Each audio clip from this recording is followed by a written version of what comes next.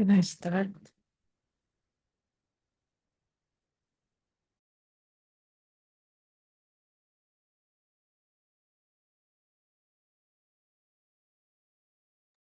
Good morning, everyone. Can you hear me? Yes, good morning. Okay, great. Good morning, everyone. Thank you for joining on online forum for the enabling climate action analysis and recommendation from climate and environmental defender that held by the Asia Pacific Network of Environmental Defender, or APNED. We're doing the data gathering activities for enabling climate action, analysis and recommendation for the climate and environmental defender from the Philippines, Indonesia, and Cambodia. The research aimed to look at the interlinkage between the climate and environmental defense and shrinking space in three of these countries in Southeast Asia, and what is the situation and the condition. Before that, I will ask to all of you,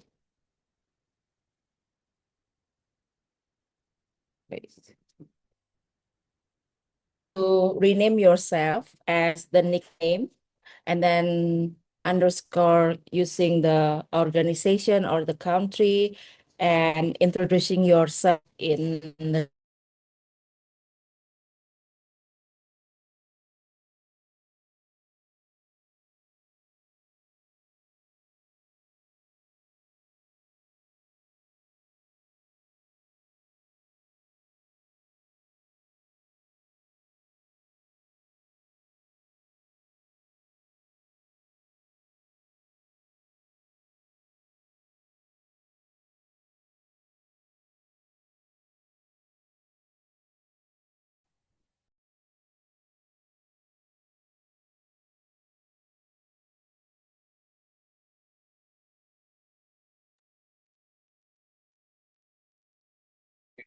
Well, Tika is having some internet problems. I'm Sandy from APNED. I'll just have to want to remind everyone for our house rules. Please rename yourself from your with your nickname and your organization or country. Introduce yourselves in the chat. Please keep yourselves muted during the duration of the event, except when called during the open forum. If you have questions at any point in the program, please send them to the chat box so they can be addressed during the open forum. And during the open forum, you may use the raise hand function on Zoom so that you can be recognized. There is Bahasa and Kamay interpretation available. You can just select the proper interpretation and channel at the bottom of the menu bar. And if you need an e-certificate for the participation for this event, please make sure to fill up the evaluation form that we will send at the end of the program to signify your request. And we'll send the requested e-certificates via your email within a week. So it's important. Most important for us is we are respectful to our speakers and to our fellow participants. And we hope you have a great learning experience during this forum. Um, Thank you very much.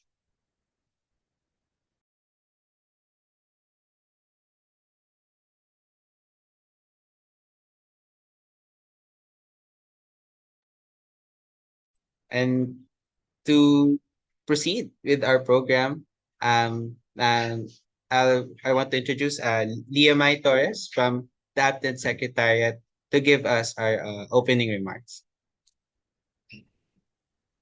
Good morning, everyone. Thank you for joining us this day to discuss a very important matter. So, on behalf of the Asia Pacific Network of Environmental Defenders, I warmly welcome everyone in the presentation of the findings of our research entitled Enabling Climate Action, Analysis and Recommendations from Environmental Human Rights Defenders. To begin, allow me to situate why this research is both urgent and necessary. Southeast Asia holds a uniquely important role in the global climate and environmental landscape. It is home to some of the richest ecosystems on Earth, with vast tropical forests and the highest level of marine biodiversity in the world. At the same time, it is also one of the most climate vulnerable regions globally.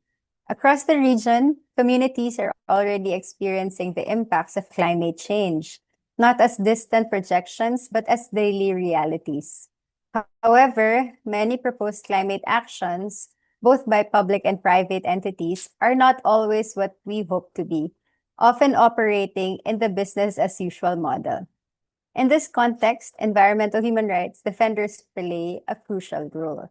They stand at the front lines of protecting ecosystems and communities and of demanding accountability. Yet their work often challenges powerful political and economic interests.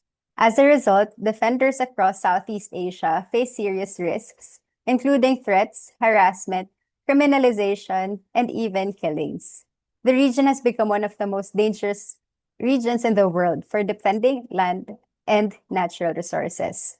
It is within this context that this research was conducted to better understand these realities and to strengthen the protection of those who continue to defend our environment and our human rights. The study looks at the interlinkages between climate and environmental defense and shrinking civic space in 3 countries with some of the highest recorded attacks on environmental defenders: the Philippines, Indonesia, and Cambodia.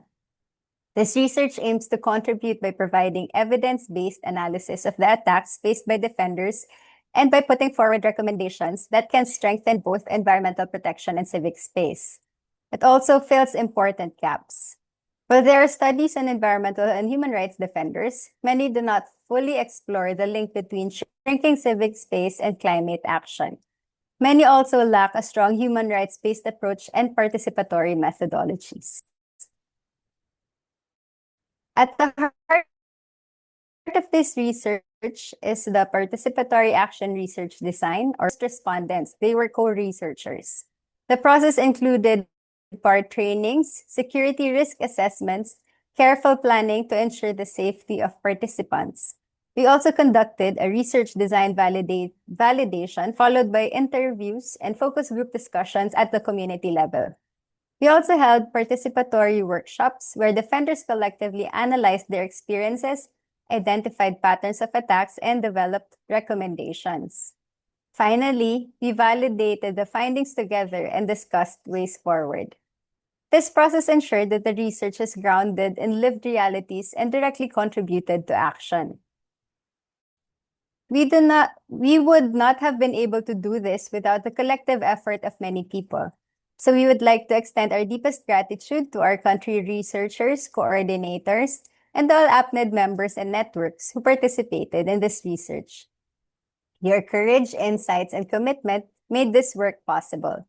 This journey did not only result in a research publication, it also created spaces for connection, where defenders from Cambodia, Indonesia, and Philippines could learn from one another, understand each other's realities, and explore ways to strengthen solidarity across borders.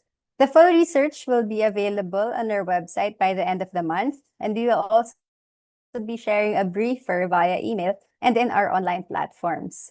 We would also like to express our sincere appreciation to the International Development Research Center, or IDRC, for supporting this important endeavor. So as we move into today's discussion, we recognize that the realities we will hear are often difficult. They speak of violence, injustice, and deep structural challenges. But at the same time, they also speak of unity, courage, and hope. Hope lies in our collective action and in our solidarity. We are not alone in this struggle. So we look forward to a meaningful and fruitful discussion. Thank you very much. And once again, a warm welcome to everyone. Thank you, Leah. And we will move to Kyo Chandra to present the Cambodia country report. Kyo Chandra is the member of APNED from Cambodia, and she is the Rural Women Association for Agroecology, or RWAA. The floor is yours, Chandra.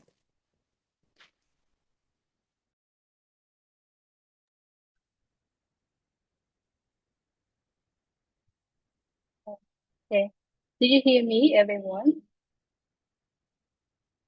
You can press your thumbprint. Okay. Yeah, thank you.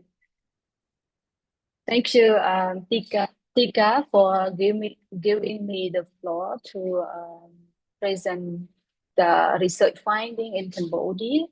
Um, I also have the slide presentation. Can you help me to share the screen, please?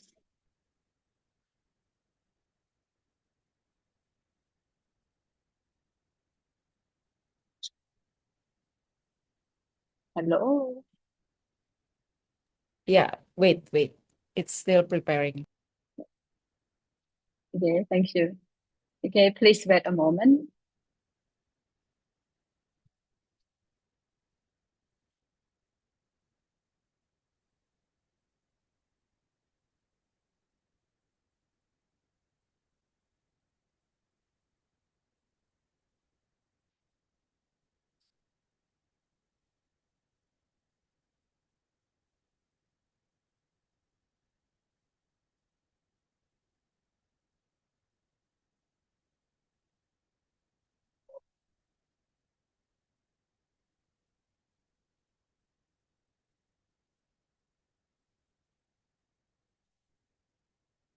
Okay, while waiting for the slide presentation, may I introduce myself again to everyone.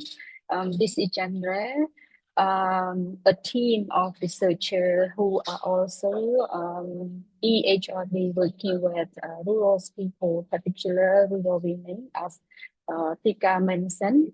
I am a co-founder and president of Rural Women Association for Agroecology, who conducted the study research with guidance from APNED since September 2024 as Leah introduced about our project of the action participatory action research within the three countries, Cambodia, Indonesia, and Philippines. As the EHRD researcher, we lead the study to contribute to the overall aim of the enabling climate action analysis and recommendation from climate and environmental human rights defender in Cambodia.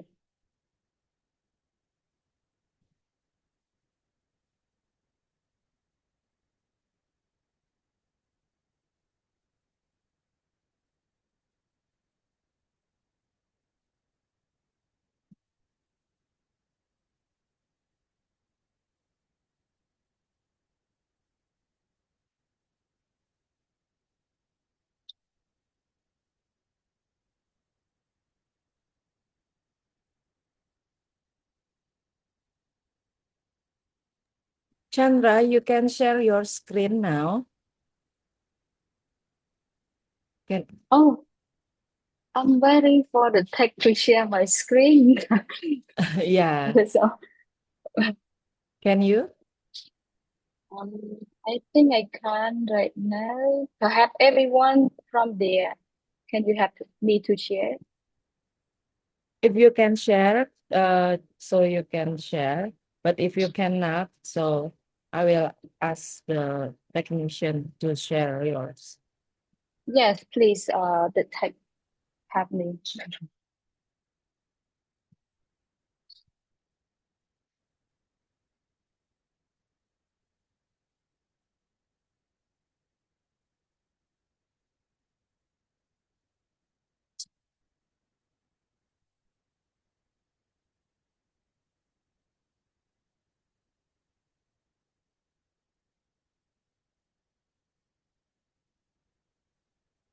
Yeah, thank you. The slide presentation is coming now.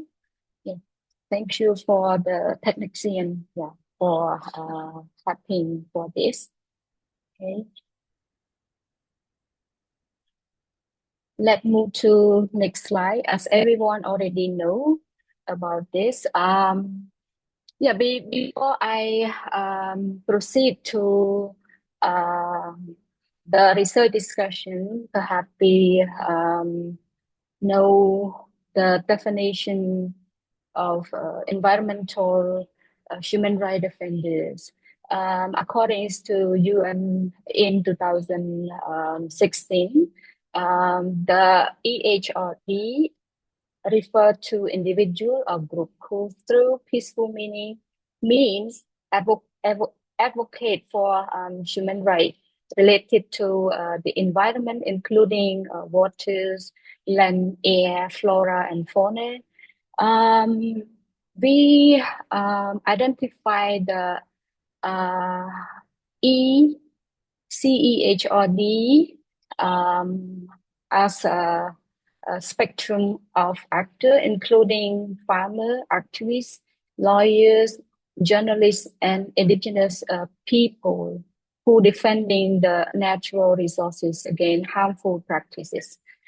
Along the way of the research, we have been discussed and figure out the answer by responding to fourth question. Next slide, please.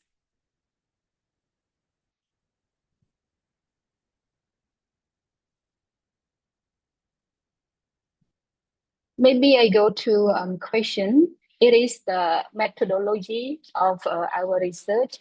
Yeah, it is the fourth question that we used to discuss and figure out the to see the situation of CEHRD in Cambodia.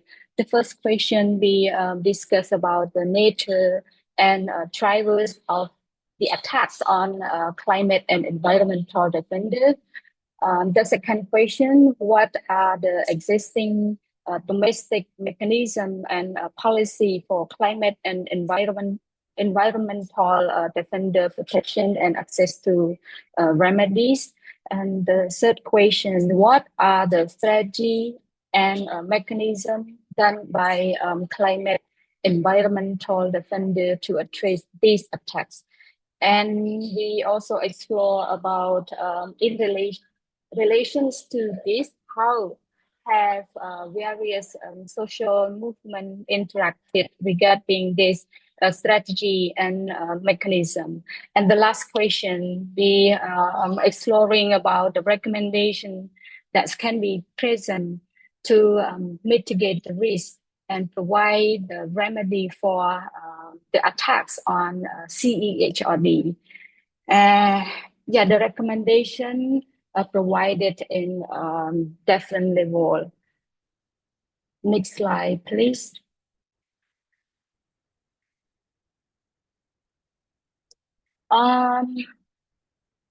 Yeah, before answering the question one, I would like to get back to the methodology of the research that we have been used, as we call it as a PAR, participatory action research.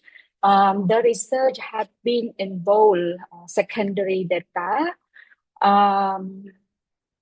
data collection through desk review before we conducting the PAR training in May 2024. And then we went to meet a community in different areas through KII, key informant interview, and the focus group discussion with CEHRD in their target community. And later we discuss the finding in the PAR workshop in 2025. And lastly, we conduct the PAR validation workshop. Is the latest approach to validate and verify the finding of information and data. Next slide, please. I also would like to share with all of you as well in regard to the scope and limitation of our work. as the study focus on the experiences, challenges, and advocacy strategy of CEHRD across 7 provinces, including Phnom Penh, Ratnakiri, Mandalkiri, Siem Trai, Banteay Mean Chey, Previhi, and Koh Tong province. Why we select this area for our FAR study on the situation of CEHRD because of their significance in climate environment vulnerable context and prevalence of CEHRD activity related to deforestation, land mining, land grabbing, hydro project, and urban development. The limitation of our research because of the access to governmental reports, especially related to CEHRD and corporation data or information, is highly restricted. And sometimes some data and information does not exist. It's never been produced publicly. So this has a limited analysis of stakeholder dynamic and specific case study, especially regarding the numeric data. And through the approach of the research, we have made just only 59 participants, that it may not fully capture regional, gender, and issue specific variation across Cambodia tribal diverse CEHRD landscape.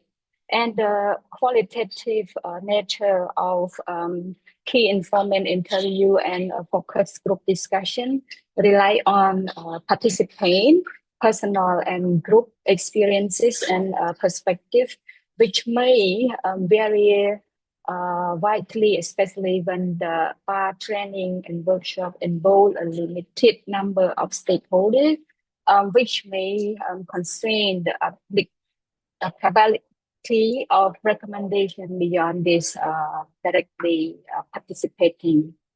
Okay, let we see the response to question number 1. What are the nature and drivers of of the attacks on climate and environmental defender? Yeah, to answer this question, let me go to see the country profile of Cambodia, like you see in the map. Cambodia, situated in Southeast Asia, border to Thailand, Laos, Vietnam, and the Thai Gulf. And we call in these situations, Cambodia is an agrarian country that the nation has a population of approximately 17 million, with Khmer being the primary ethnic group and official language. Minorities groups such as Cham, Vietnam, Chinese form part of Cambodia demographic diversity. Additionally, through our secondary data, we have found that there are 22 indigenous people living still consist in Cambodia, and the majority of them live in Ratnakiri, Mandalkiri, Krati, Previhi, Siem Trai, and Kampong Thom provinces, that most of them are joining in our study research. And when we go to see the country economy is heavily relying on agriculture, as we are an agrarian country, particularly rice farming, forest, and fishing, which collectively contribute to 25% to the GDP and employ 49% of the labor force. As you see in the map, the Mekong River from the upstream from Laos to Vietnam, and you see Tonle Sap. Tonle Sap lake are critical natural resources sustaining biodiversity and providing protein sources of the population.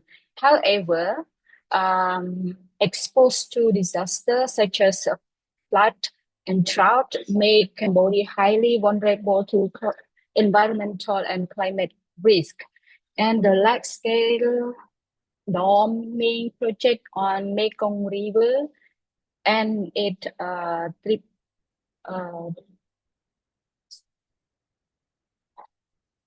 and some of its streams like Se San, Se Kong, and Srai River should further exact subbat the fragile livelihood of local and indigenous community. Next slide, please.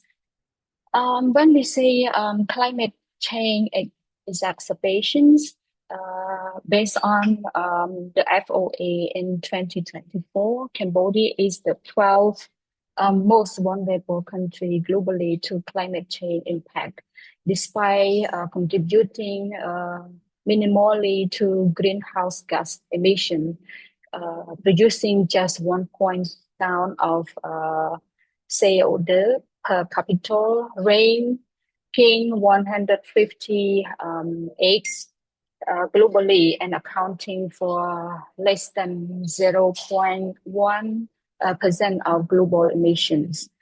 And we see the key concern including change in weather pattern, delaying monsoon, and reducing dry seasons rainfall, accompanied by increased precipitation during the southeast monsoons. Projections suggest that average temperature in Cambodia will rise up to 3.1 Celsius by 2019, with more frequent and prolonged heat wave. Urban areas such as Phnom Penh are particularly at risk from urban heat island effect. And the ongoing large-scale damming project on Mekong River and its tributary should exacerbate climate impact by disrupting ecosystem and displacing community. Next slide, please.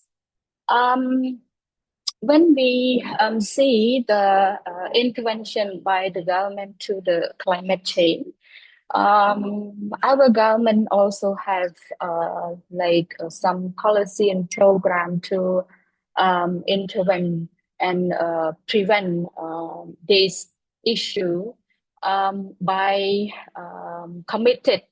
Yeah, they say that they will commit to reduce some 27% of greenhouse gas emission by 2030 and net zero emission by 2050.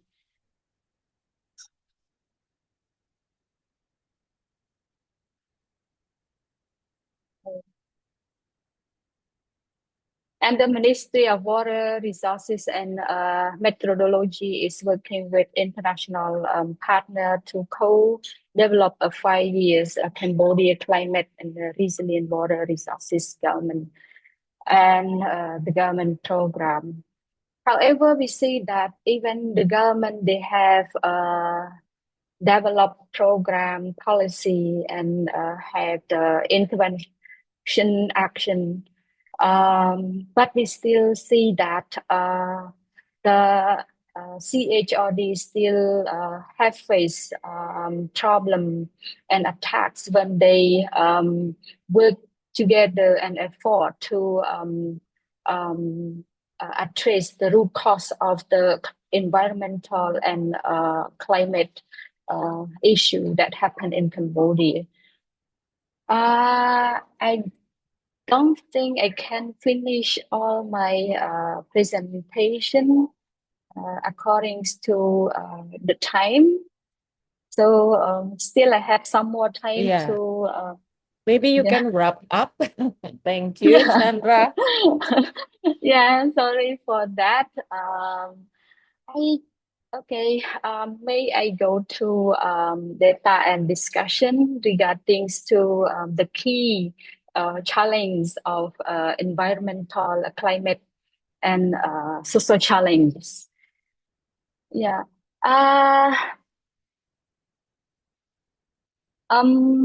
May you go to the slide of key environmental or climate and social challenge.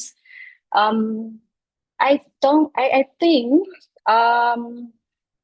Cambodia is not different from the Philippines and Indonesia in regard to the key issue that we have been faced and happen in regard to environmental issue. Deforestation and large scale and illegal logging is the crucial issue that still happen in Cambodia.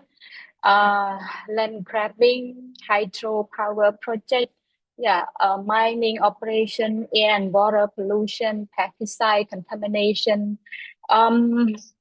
The Red Plus project, as it is a global climate initiative designed to incentivize forest conservation in developing country like Cambodia. But in Cambodia, particular in this area, like in Kokong, Previhir and Mondulkiri, it has sparked a serious controversy over land rights and indigenous livelihood and misuse of protected areas, as Cambodians have a policy to protect natural forests under the Ministry of Environment. But this project is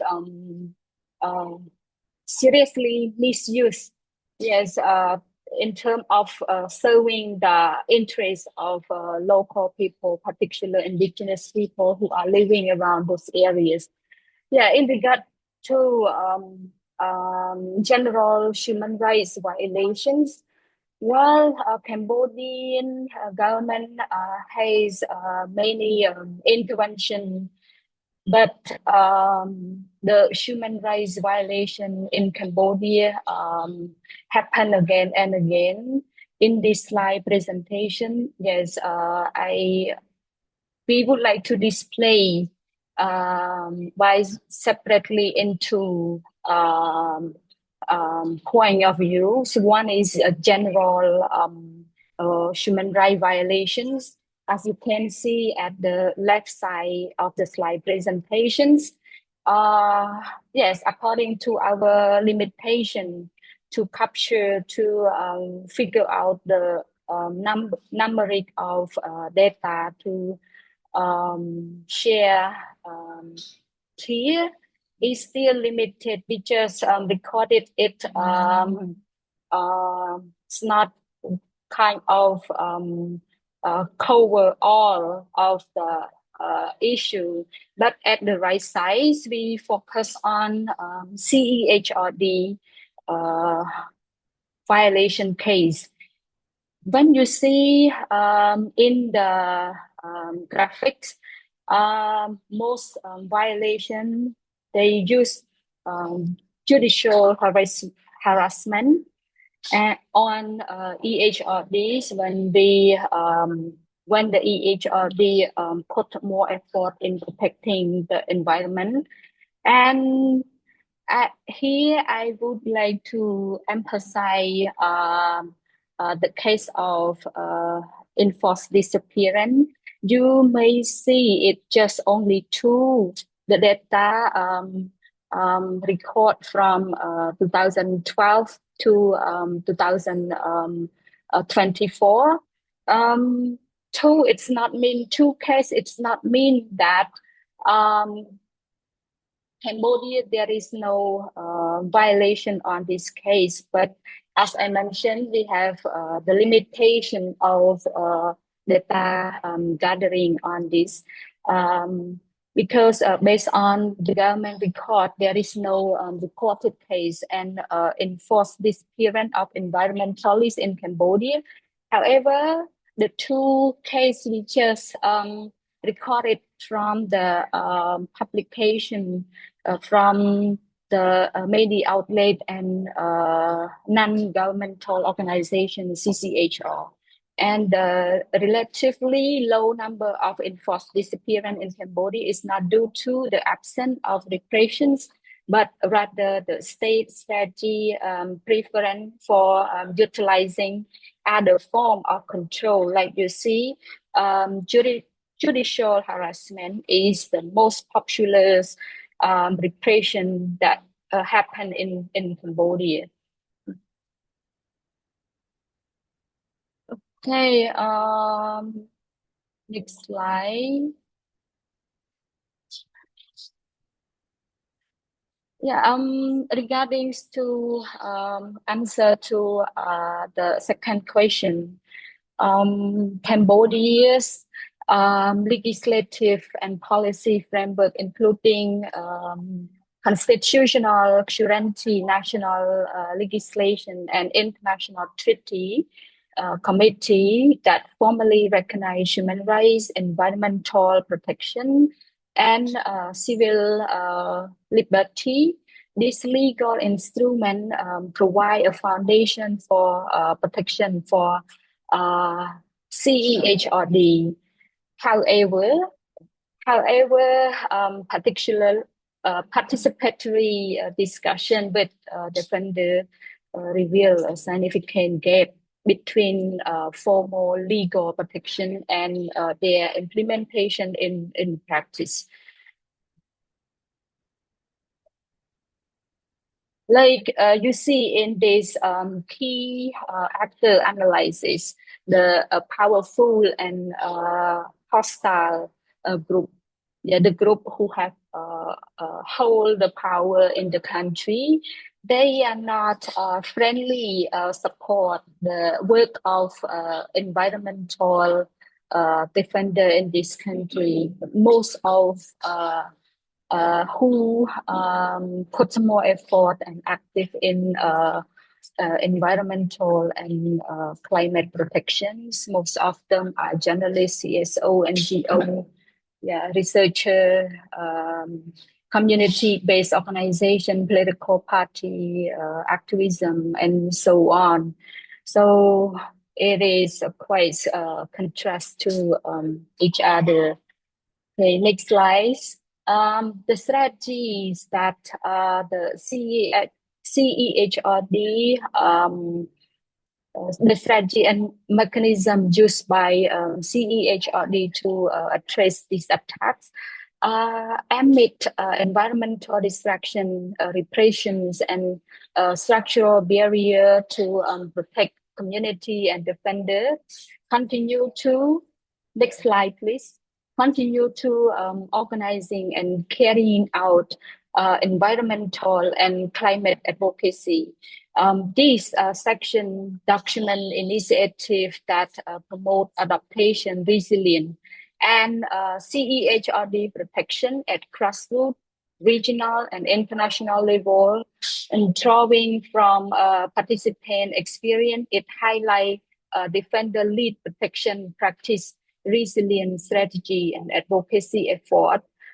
Taken together, this initiative provide important insight into effective protection approaches and identify opportunity to strengthen institutional support and enabling condition for sustained environmental advocacy and climate. Next slide. Yeah, it's all Yeah, to answer the question number 4, to explore and or develop a potential advocacy strategy, leverage point, and policy recommendation to enhance support for CEHRD, including national, regional, and global collaborations. Next slide, please. From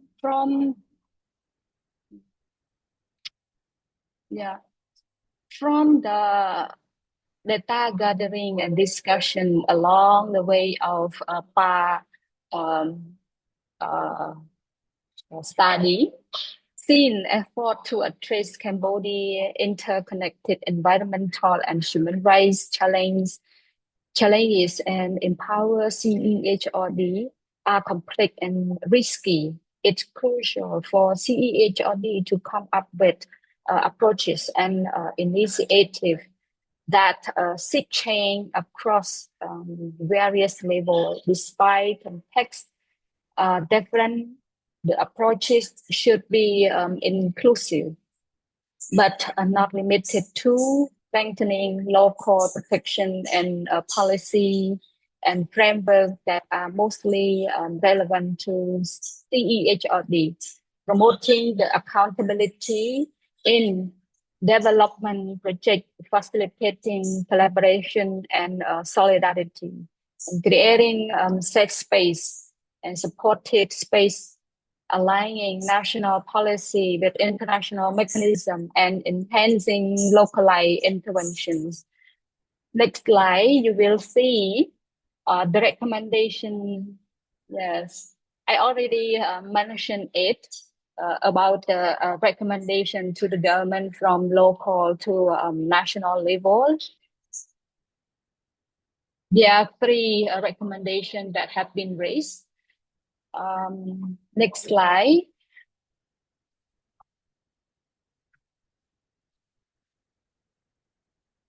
From the research, we also align the national policy with international mechanisms. Next slide, please. And this is the recommendation to CSO, NGO, and CEHRD. Like mentioned earlier, the research is not just for documentation, but it is a part of our networking, awareness raising on the environment and climate issue. So this recommendation is important to all of us as a EHRD in Cambodia. We want to see how our recommendation have been raised by CEHRD in Cambodia, how these align to other 2 countries like Philippines and Indonesia. Thank you. Yeah, this is the quotation raised from indigenous in Ratanakiri. They raised that water is husband, land is wife, and natural resources are relative. So we cannot lose them.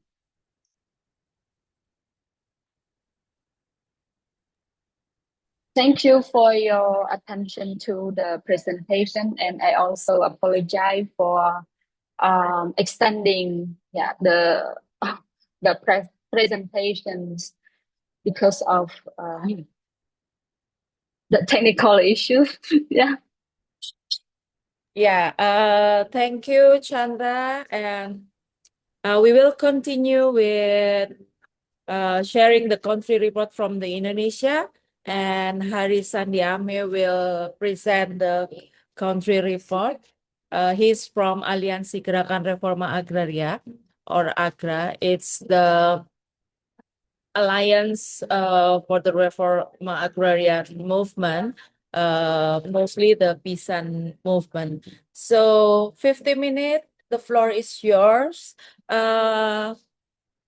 Okay, and you can also present in Indonesia. And for those who want to hear in English, you can change this channel into English. The floor is yours. Thank you. Hello, good morning, everyone. Um, Happy to see you in this full discussion. And thank you, APNED, and thank you, Tika, for facilitating this discussion. Now I'd like to share our finding in Indonesia, how's the environment and the EHRD situation in Indonesia. For the methodology, in generally, Leah already explains how the methodology that we use for this research, and practically less and more also seems like in Cambodia, that we collecting the data through the interview, FGDs and workshop, and also literature studies. And of course, we also are collecting the data from our network in Indonesia. And this research we were conducting, especially in the big island and the regionals of Indonesia, is like in Kalimantan, Sumatra, Sulawesi, and Papua, and Java. And we also collecting in some other regions like in Lombok, West Nusa Tenggara Province, also in East Nusa Tenggara Province. For to be faster, I will just like to explain our finding, and I will present in bahasa. Mbak Astrid akan membantu menerjemahkan. Oke, selanjutnya next slide please.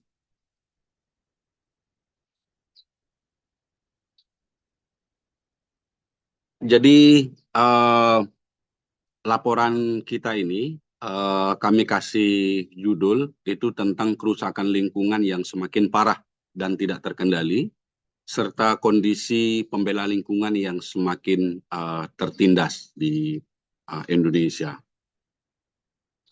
Pertama, tentang kondisi iklim dan lingkungan di Indonesia. Seperti yang kita ketahui bahwa Indonesia adalah salah satu negara kepulauan terbesar di dunia, juga merupakan negara terbesar keempat setelah India, yang kaya dengan sumber daya alamnya. Akan tetapi sayangnya, seluruh kekayaan alam ini tidak bisa dimanfaatkan secara optimal untuk mensejahterakan rakyat di Indonesia. Karena masalah perspektif dan orientasi pembangunan yang sangat anti dan tidak pro terhadap rakyat di Indonesia. Dengan karakteristik monopoli terhadap sumber daya, sebaliknya justru membawa kerusakan-kerusakan terhadap lingkungan dan kemiskinan serta penderitaan yang semakin parah terhadap rakyat Indonesia. Secara ekonomi, pembangunan di Indonesia itu sangat bergantung terhadap eksploitasi dan ekspor sumber daya alam seperti minyak sawit, batu bara, nikel, karet, gas, timah, dan lain sebagainya. Sehingga hal inilah yang mendorong terjadinya perubahan iklim dan kerusakan terhadap lingkungan yang sangat parah di Indonesia. Next slide.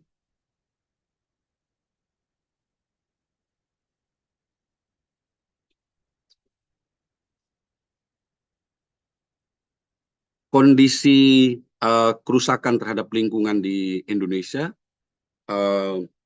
ini terjadi dalam skala yang besar, ya, mengingat bahwa ketergantungan produksi, pembangunan, dan ekonomi yang sangat eksploitatif, sehingga menyebabkan setidaknya pada tahun 2023 itu menyebabkan 292.000 hektar hutan primer itu hilang. Hilang dalam artian bahwa seluruh produksi hutan dan ekosistemnya ini mengalami kerusakan dan tidak dapat dimanfaatkan. Kemudian di tahun 2024 setidaknya ada 261.570 hektar hutan primer dan sekunder itu juga mengalami situasi yang sama, itu kehilangan ya atas sumber daya hutannya. Kemudian di antara tahun 2001 sampai dengan 2019 hanya di Sulawesi Selatan itu 700 hektar hutan itu rusak dan hancur untuk pertambangan. Ini hanya di Sulawesi Selatan. Belum lagi jika dikomparasikan dengan pertambangan-pertambangan lain di pulau-pulau yang lain di Indonesia. Kemudian di Kalimantan Barat itu hanya oleh satu perusahaan sawit yaitu PT Mayawana Persada itu menyebabkan melakukan eksploitasi terhadap 42.500. Itu hanya satu perusahaan. Bahkan ada perusahaan-perusahaan besar lainnya itu yang menguasai lahan hingga ratusan ribu bahkan jutaan hektar untuk perkebunan sawit. Kemudian Indonesia selain dengan berbagai macam tumbuhan endemik juga memiliki berbagai satwa yang endemik di Indonesia, dan akibat dari kerusakan-kerusakan ini menyebabkan sekitar 772 spesies tumbuhan dan hewan yang hampir punah. Ini berdasarkan data yang kita temukan di tahun 2021 dari berbagai laporan dan studi literatur yang kami lakukan di Indonesia. Kemudian seperti yang kita ketahui, Indonesia juga merupakan salah satu negara dengan area gambut terbesar di dunia. Dan saat ini hampir bahkan lebih dari 83% gambutnya telah hancur, baik itu untuk pertambangan maupun untuk perkebunan skala luas, skala besar, terutama perkebunan kelapa sawit. Dan ada 3,30 juta hektar hutan mangrove yang hilang ya secara umum dari data yang kita temukan. Atau sebagai contoh yang spesifik saja, di Lombok, di kawasan ekonomi khusus untuk pariwisata saat ini di Mandalika, itu ada sekitar 400 hektar hutan mangrove itu yang sudah hilang, yang sudah rusak untuk pembangunan pariwisata, yang masih hanya tersisa tidak lebih dari 2 hektar saja hutan mangrove-nya. Next slide. Kemudian selain hutan di daratan kita, masalah serupa juga terjadi terhadap ekosistem pesisir dan laut di Indonesia. Bahwa ada pergeseran terhadap permukaan laut yang sekarang sudah mulai naik ya, mengalami kenaikan menjadi 62,3 mm di tahun 2022. Sehingga ini menyebabkan ancaman bencana rob dan juga banjir yang semakin intensif. Bahkan ini sekarang terjadi hampir di seluruh pesisir di Indonesia. Kemudian 33,82% dari terumbu karang yang juga telah mengalami kehancuran ya. Dan situasi ini tidak hanya terjadi karena adanya aktivitas eksplorasi dan eksploitasi tambang, tapi juga terjadi karena monopoli kawasan pesisir dan laut untuk infrastruktur, baik itu pariwisata maupun proyek-proyek eksploitatif yang lainnya. Bahkan secara politik, kerusakan ini juga disebabkan oleh kebijakan zonasi terhadap penguasaan atas laut, yang di satu sisi menyebabkan kerusakan terhadap lingkungan, rusaknya terumbu karang dan juga hilangnya akses bagi nelayan, keterbatasan akses bagi nelayan dalam melakukan penangkapan terhadap ikan ya, untuk kebutuhan ekonominya. Bahkan secara global, Indonesia menempati peringkat ke-12 sebagai negara dengan resiko tertinggi kematian akibat bencana alam. Dan hampir setiap tahun berbagai jenis bencana alam terjadi di Indonesia, baik dalam skala kecil maupun dalam skala yang luas, baik itu di musim penghujan atau bahkan di musim kemarau. Next slide. Praktek monopoli dan eksploitasi besar-besaran di Indonesia dan berbagai skema perusakan yang terjadi ini juga dilegalkan oleh berbagai macam peraturan dan kebijakan yang diterbitkan oleh pemerintah. Artinya bahwa secara politik kemudian bahwa undang-undang dan berbagai macam produk hukum pemerintah ini memberikan akses yang luas, memberikan perlindungan terhadap monopoli dan eksploitasi atas sumber daya alam dan perusakan terhadap lingkungan di Indonesia. Salah satunya yang paling fenomenal dan juga memberikan keleluasaan yang paling paripurna itu adalah Undang-Undang Cipta Kerja atau Omnibus Law yang sebenarnya sudah melalui perdebatan yang cukup panjang atas berbagai ancaman resiko yang mungkin akan ditimbulkan baik secara sosial, ekonomi maupun lingkungan. Tapi pemerintah tetap memaksakan undang-undang ini yang sehingga dalam beberapa waktu terakhir penguasaan dan kerusakan terhadap sumber daya alam dan lingkungan ini terjadi semakin parah di Indonesia. Kemudian secara kumulatif dalam perhitungan kami setidaknya ada 3.143 peraturan daerah dan 270 peraturan menteri di bidang lingkungan hidup dicabut akibat dari adanya Undang-Undang Cipta Kerja ini serta untuk memfasilitasi pelaksanaan dari proyek strategis nasional di seluruh wilayah Indonesia. Next slide. Kemudian kebijakan-kebijakan ini juga menyebabkan situasi yang semakin parah terhadap krisis lingkungan serta meningkatkan konflik agraria yang semakin meluas di berbagai tempat ya, di sektor agraria maupun di area-area perkebunan dan juga pertambangan. Nah, sampai laporan ini kami selesaikan pada tahun lalu, ada sekitar 50% dari konflik agraria yang tercatat disebabkan terutama oleh perkebunan yang penguasaan atas lahannya skala luas. Monopoli lahannya skala luas, yakni perkebunan. Kemudian ada 301 kasus perampasan lahan tanah ulayat untuk masyarakat adat yang mencakup total 8,5 juta hektar di tahun 2017 sampai dengan tahun 2022. Hal ini juga karena lemahnya perlindungan dan produk-produk hukum serta kebijakan dari pemerintah terkait dengan masyarakat adat atau suku bangsa minoritas di Indonesia.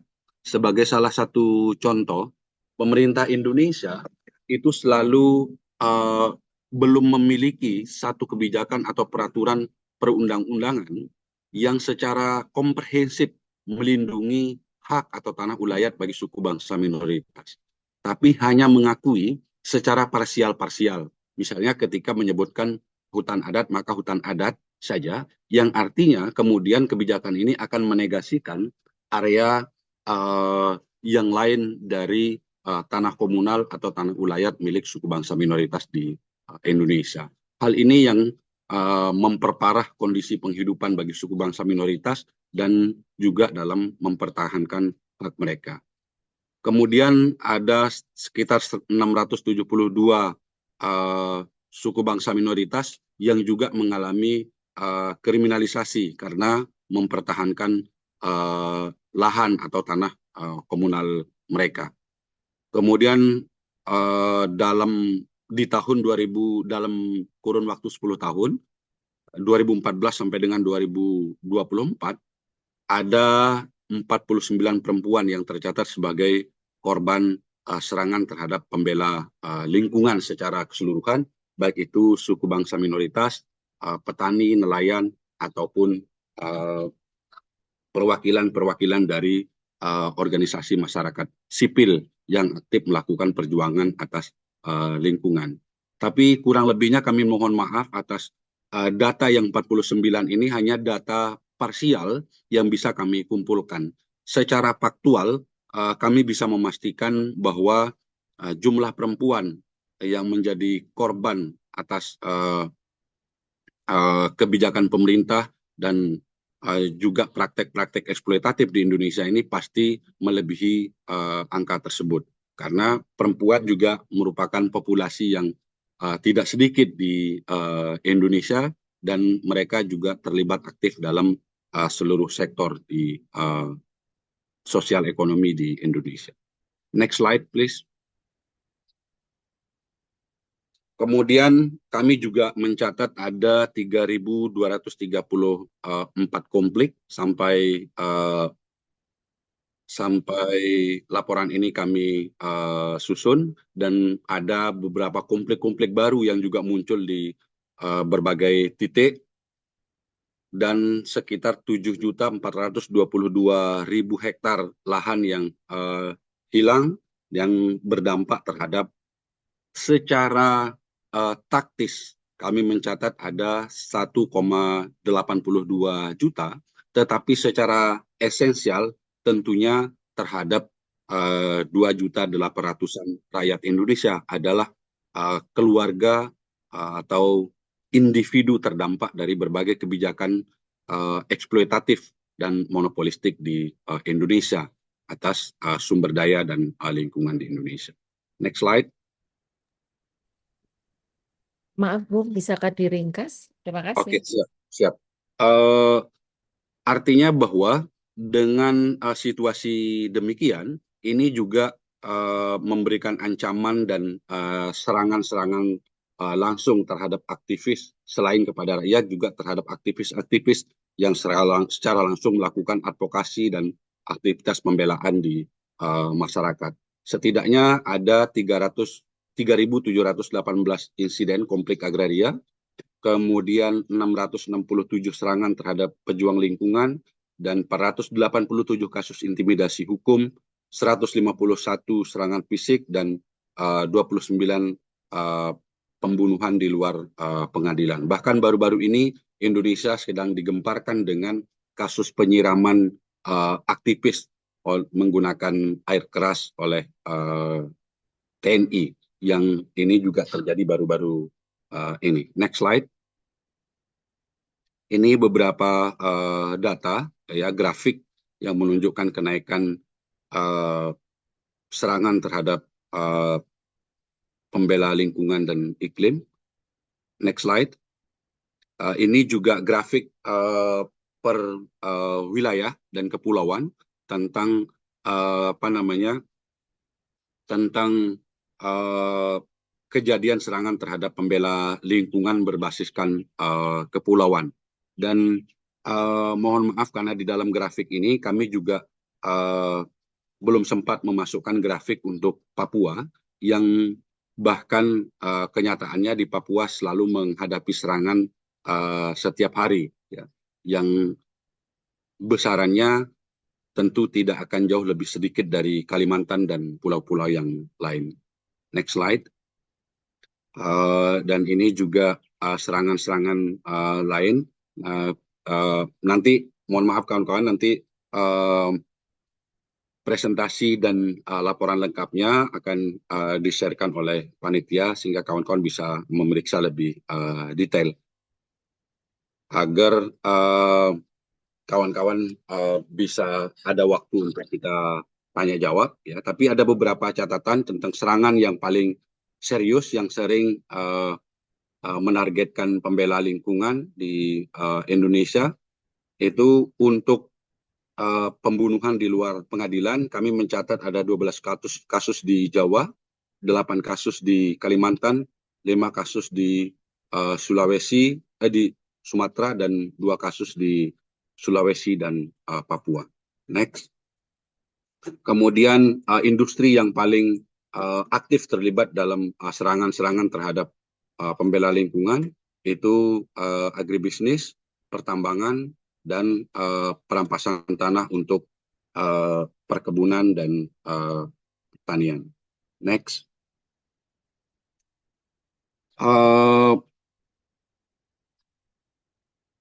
Di Indonesia ada beberapa kebijakan yang sebenarnya dan juga mekanisme yang sebenarnya memberikan perlindungan-perlindungan dasar terhadap pembela lingkungan. Hanya saja secara komparatif dengan kebijakan-kebijakan yang lain, sehingga perlindungan-perlindungan ini hanya menjadi perlindungan formil yang tidak bisa digunakan untuk lebih kuat dalam memberikan perlindungan dan jaminan keselamatan terhadap pembela lingkungan ataupun rakyat secara luas yang terdampak oleh monopoli sumber daya alam dan eksploitasi yang besar-besaran di Indonesia. Next slide. Dari seluruh situasi ini, kawan-kawan, kami mencatat setidaknya ada 11 rekomendasi yang kami tetapkan, yang kami harapkan untuk bisa kami kembangkan baik di Indonesia maupun secara internasional, tentunya di bawah koordinasinya APNED ke depan. Tapi secara spesifik kami memberikan rekomendasi umum yang utama. Yang pertama itu untuk membangun kekuatan perlawanan dan ketahanan. Dalam praktek kami di Indonesia, kami mengenal dengan 3M, yaitu membangkitkan, mengorganisasikan, dan menggerakkan massa. Membangkitkan rakyat dengan segala situasi yang ada, bahwa demikian situasi ini tidak terjadi dengan sendirinya, akan tetapi akibat dari kerakusan monopoli dan praktek eksploitatif yang berlangsung panjang dan masif di Indonesia. Kemudian mengorganisasikan, itu membangun, menyatukan rakyat dan membangun organisasi-organisasi rakyat yang kuat, berkesinambungan dan berkelanjutan sebagai alat perjuangan bagi rakyat itu sendiri. Dan yang ketiga, memobilisasi atau menggerakkan massa untuk terlibat dalam setiap bentuk perjuangan. Ini rekomendasi pertama yang ingin kami jalankan. Kemudian yang kedua itu memperkuat upaya-upaya advokasi, baik jalur hukum maupun non-hukum, atau litigasi maupun non-litigasi, serta memperkaya analisis dan kajian-kajian hukum yang merusak dan mengancam keamanan dan keselamatan bagi lingkungan dan pembela lingkungan di Indonesia. Kemudian tentunya untuk menjalankan kampanye kreatif dan advokasi yang meluas, intensif, dan berkesinambungan. Sama yang keempat, untuk membangun, memperkuat, dan memajukan solidaritas secara luas, baik solidaritas di tingkat lokal, tingkat nasional, maupun internasional. Demikian presentasi dari kami di Indonesia. Semoga bermanfaat dan kami terbuka untuk tanya jawab dalam diskusi berikutnya. Mari bersama-sama kita lindungi alam kita dan bela, pertahankan pembela lingkungan kita. Terima kasih. Selamat pagi. Thank you for Sandy. Now we can move to the Michaela Cardenia from the Center of Environmental Concern, or CAC, from the Philippines, to sharing the report of the Philippines. The floor is yours, but let me remind 50 minutes. Thank you. Hello, sorry. Is my audio okay? Yeah. Okay. Hello everyone. Okay. Hello, I am Mika from the Center for Environmental Concerns, and I am the researcher for the Philippine Country report. So, for the brief presentation outline, I will first begin by giving a very, very short context of the environmental issues here in the Philippines, then try to connect this to the situation of environmental defenders or EHRDs in the country. After that, of course, I will be sharing the research analysis and then the key recommendations drawn from the findings of the research.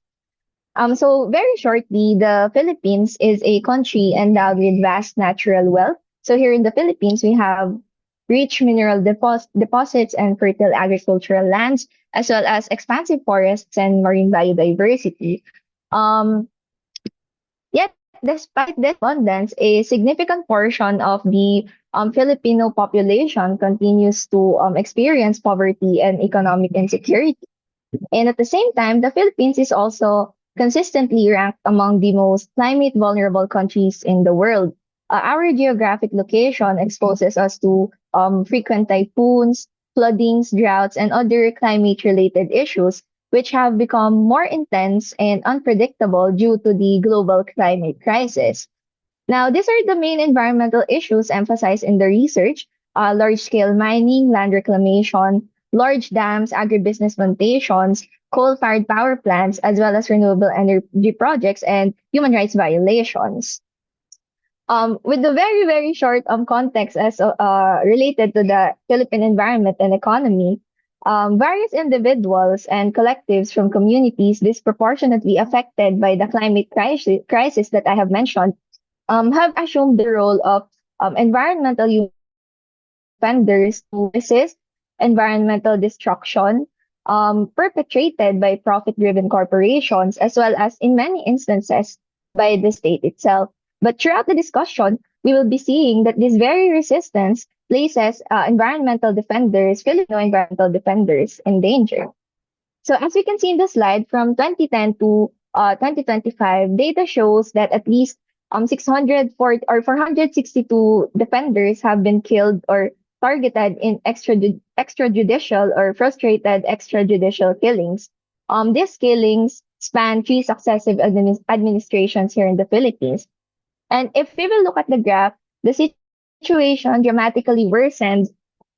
Oh yeah, the situation dramatically worsened and increased from 2016 to 2022 under the Rodrigo Duterte administration. This was mainly due to his administration's war on drugs and counterinsurgency campaigns. It was also during his administration that the National Task Force to End Local Communist Armed Conflict, or the NTFL-CAC, was institutionalized. The practice of red tagging was basically institutionalized. Community leaders, environmental defenders, human rights defenders were commonly red tagged during the Duterte administration. And then under our current administration, or the Bongbong Marcos administration, the violence continues. Despite rhetorical commitments to climate action and sustainability, over 100 defenders have already been killed within 3 years. The Anti-Terrorism Act of 2020, which was enacted under the Duterte administration and now still operational under Marcos Jr. or BBM, continues to be weaponized against activists. Next is enforced disappearance, which also we found that enforced disappearance also functions as a coercive tool of state repression. So from 2016 to 2025, at least 75 defenders have been forcibly disappeared. Peasants and indigenous peoples each account for 45.9% of all documented cases, and around 24.5% of cases are connected to anti-mining struggles, and 18% of these involve opposition to so-called air quotes green energy projects. In the case of judicial harassment, between 2016 and 25, at least 256 environmental human rights defenders have been subjected to various forms of legal persecution, and these include trumped up charges, illegal arrests, prolonged detentions, and the strategic lawsuits against public participation or the SLAPs. This also includes the misuse of the Anti-Terrorism Act of 2020, which I mentioned a while ago. So, out of all of this, red tagging and militarization are central to how attacks against environmental defenders unfold. Red tagging often comes first, wherein defenders are often labeled as terrorists or rebels, which then creates a false justification for human rights violation. Once this label is attached, it becomes easier for authorities to harass, to arrest, or even target defenders for violence. In fact, we found that many defenders are first red tagged before they face fabricated charges, before they are abducted or even killed. Even the Philippine Supreme Court itself has recognized that red tagging is a precedent for such human rights violations. And this is reinforced by state policies and institutions such as the one I mentioned a while ago, the NTF-LCAC, and laws like the Anti-Terrorism Act.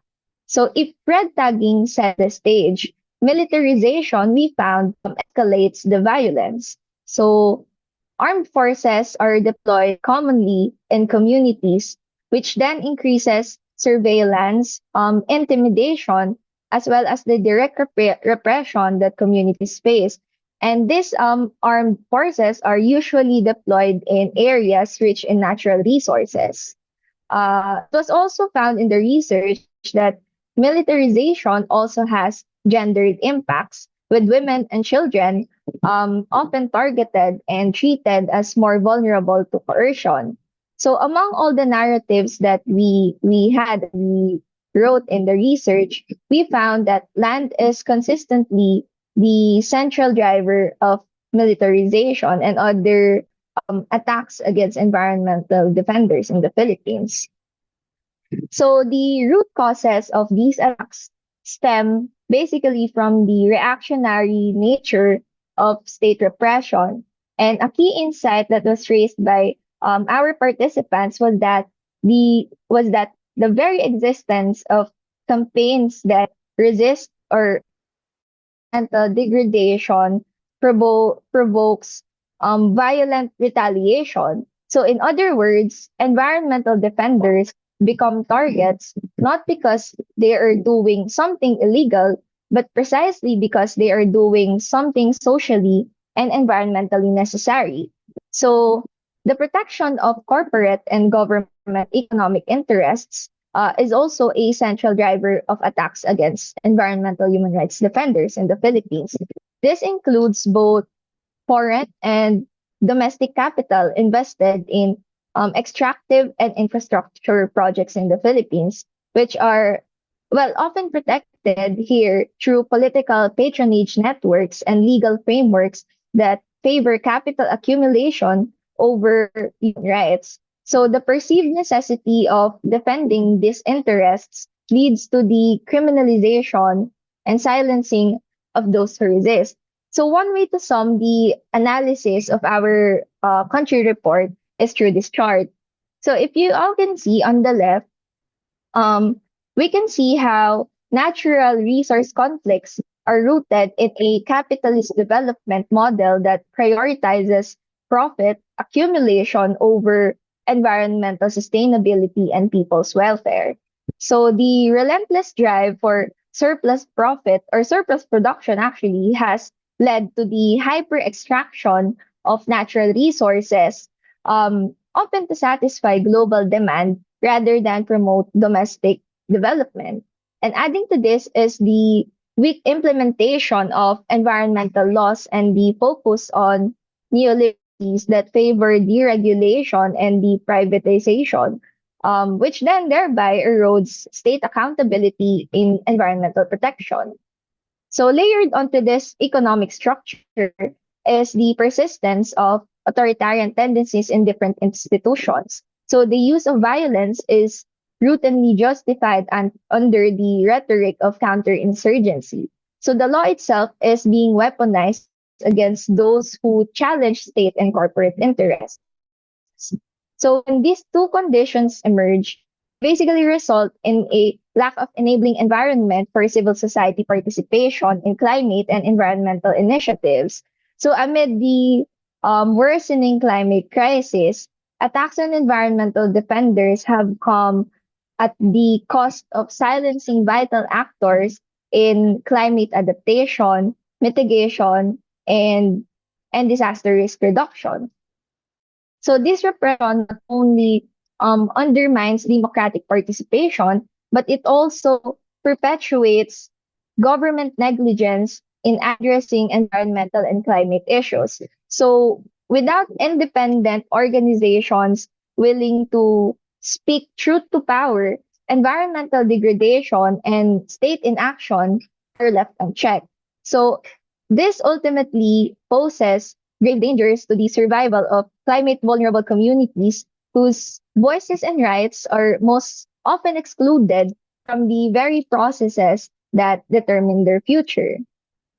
So, the present reality of Filipino environmental human rights defenders in the Philippines calls for not only simply reflection, but also concrete action. So the following are the general and international recommendations rated with the participants and based on the analysis of the research. So first at the national level, the first and most urgent step is to, of course, end the whole of nation approach or the counterinsurgency approach.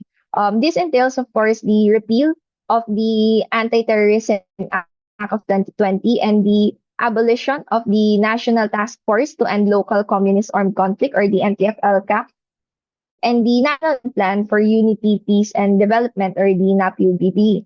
And then another important recommendation is the withdrawal of military troops from civilian communities and the cessation of military operations in non-conflict areas. The state must also end all forms of attacks against environmental defenders and ensure that justice and accountability for the human rights violations committed against them and their communities. Accountability should not only mean legal reparation, but also structural reform. At the international level, solidarity plays a very important role. And one key area is through direct support for environmental defenders, especially those facing imminent threats.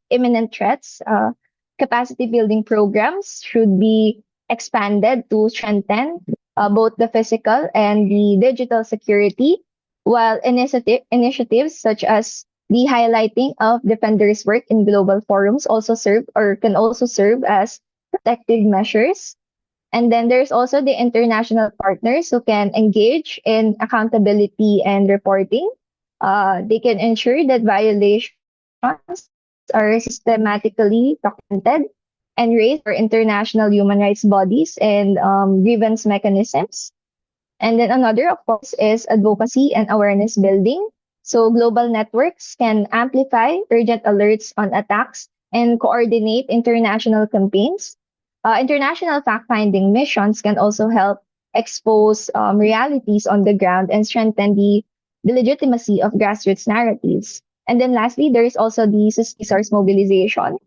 Funding for advocacy, legal assistance, and the protection mechanisms protection mechanisms must also be expanded to ensure that local organizations have the means to continue their work safely and effectively. So, despite everything that I've mentioned, I wasn't able to include in the slide, but despite the threats, the violence, the attacks against environmental defenders in the Philippines, they continue to fight back through legal action, policy advocacy, and through grassroots organizing. So defenders and organizations in the Philippines use different initiatives and mechanisms to fight back against the attacks. First, we use the strategic litigation to challenge, of course, the abuses and to hold perpetrators accountable. And at the same time, organizations also engage in policy lobbying, such as pushing for reforms like the People's Mining Bill, the Environmental Defense Bill, and protections for human rights defenders. And then there's also, of course, community organizing and mass movements, which are also both essential in sustaining resistance and building collective action. Apologies if I was too fast on some parts, but yeah, basically that is the like very summary of the Philippine country report. Thank you. Thank you, Mika. Thank you also for on time. So we can move to Chito Arcio Jr. from the APNED Secretariat to present the regional report. And for the participant, if you have any question, you can write in the chat box. Thank you. Chito, the floor is yours. You still mute, Chito? Thank you, Tika, and hello everyone. So I'll be presenting a very quick overview of the regional situation at hand. So we've already heard from the previous reports, the more situated national reports, really on what are the specificities or the specifics of what's happening in these particular countries. But this is more of a thematic analysis. We're gonna be looking at the trends in Southeast Asia and what's the similarities between the countries who have presented the reports earlier, but also some of the countries who were not part of this particular study. So just an additional, oh, apologies. So just some additional insights on Southeast Asia, some additional context building as a global biodiversity hub. So Southeast Asia has a lot of natural resources. We have over 18,000 marine species documented in the sea and waters, 1,634 terrestrial protected areas covering almost 600,000 square kilometers of forest cover, which is decreasing significantly. So we also have Southeast Asia as the epicenter of climate vulnerability.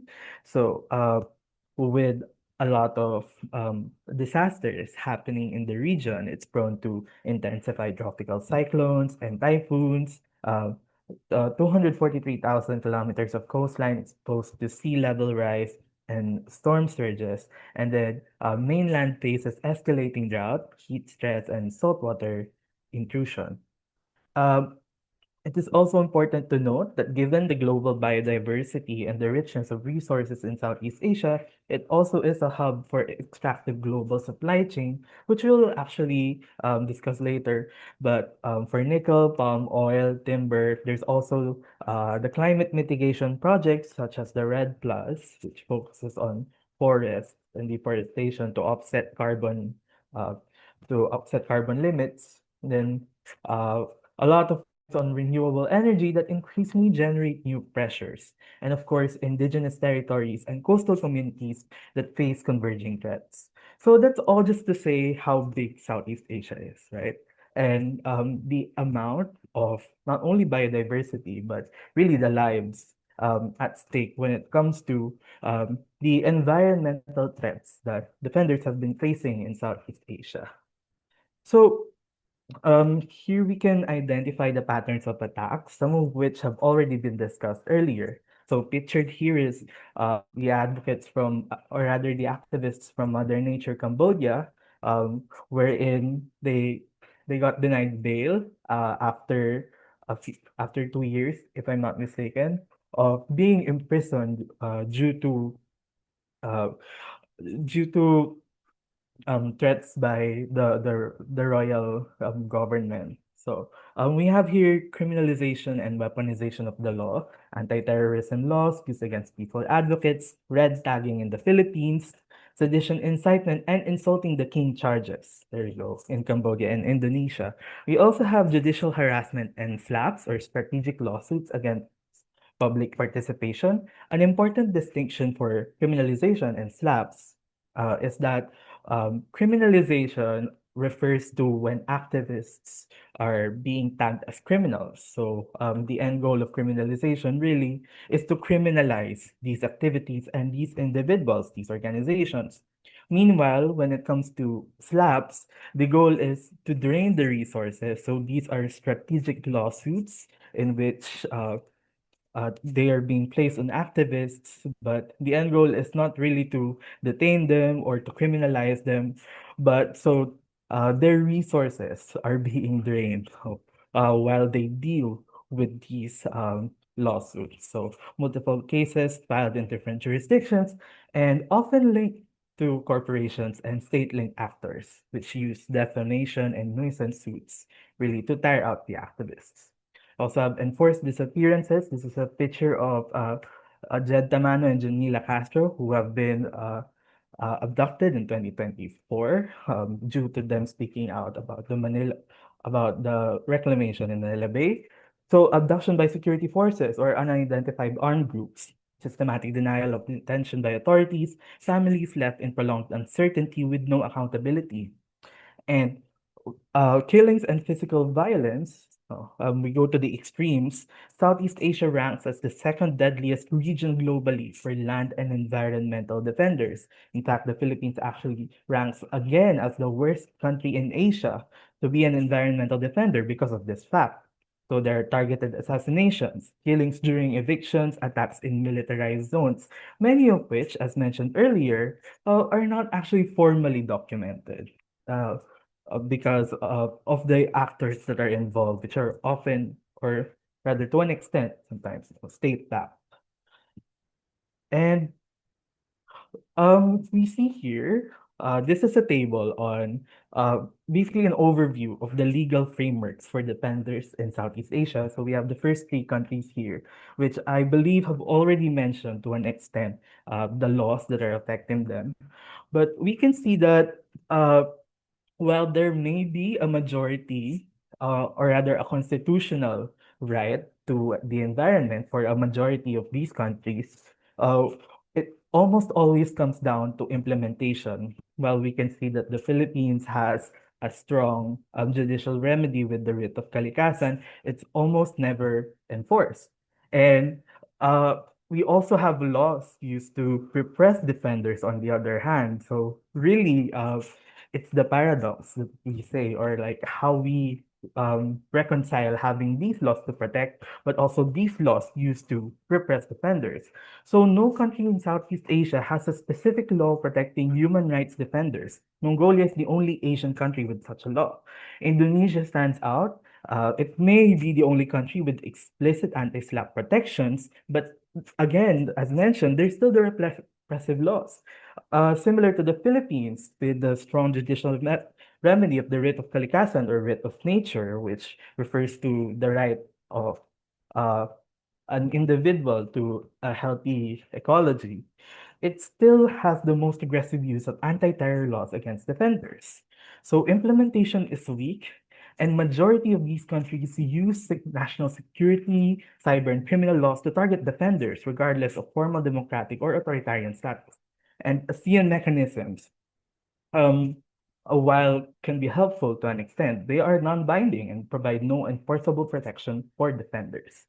And for the drivers of conflict, as mentioned earlier, we have the extractive industries and agribusiness, large-scale mining in Philippines and Indonesia, oil palm plantations, driving deforestation in Indonesia, Malaysia, Cambodia, hydropower dams in the Mekong area, disrupting fisheries and displacing communities, coastal reclamation projects, destroying mangroves and fisherfolk livelihoods.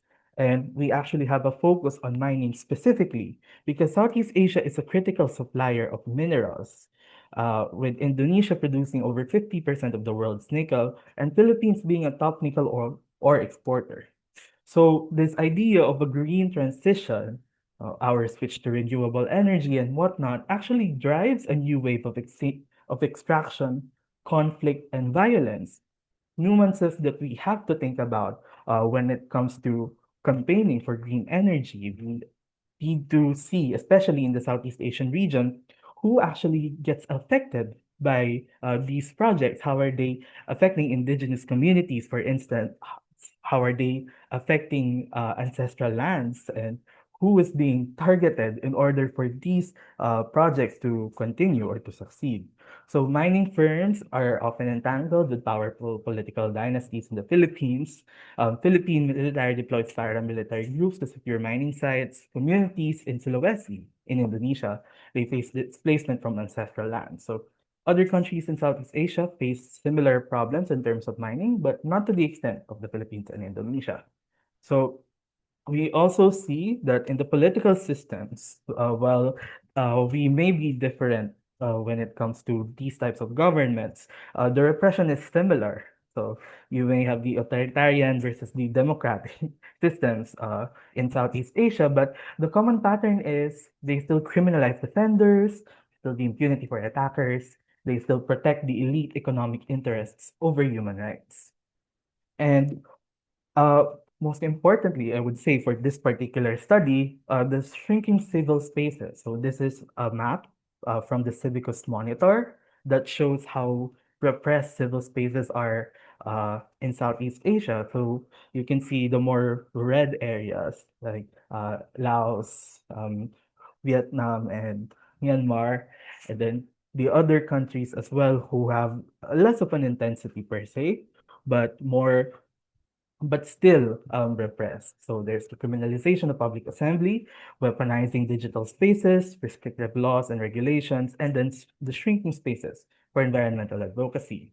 But above it all, we have, I would say, a strong network of civil society organizing in Southeast Asia.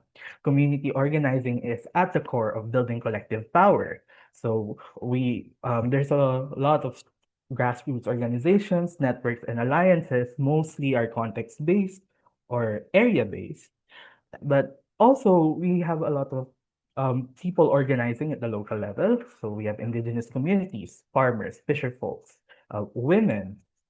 We also have regional networks such as Forum Asia, AIPP, and APNED that enable solidarity and shared strategy. Featured here is the barricade in Dupax del Norte to resist the exploration of the Vogel Mining Corporation, which has been successful and is still continuing. So barricades, blockades, and peaceful occupations to halt destructive projects. So to end all of these, attacks against EHRDs are not isolated incidents, but are systemic and interconnected, embedded in political and economic systems that prioritize extraction over community rights and ecological sustainability. Despite years of advocacy, no comprehensive protection laws exist, and violations continue with near total impunity. Shrinking civic space across the region enables this repression by silencing dissent and weakening accountability.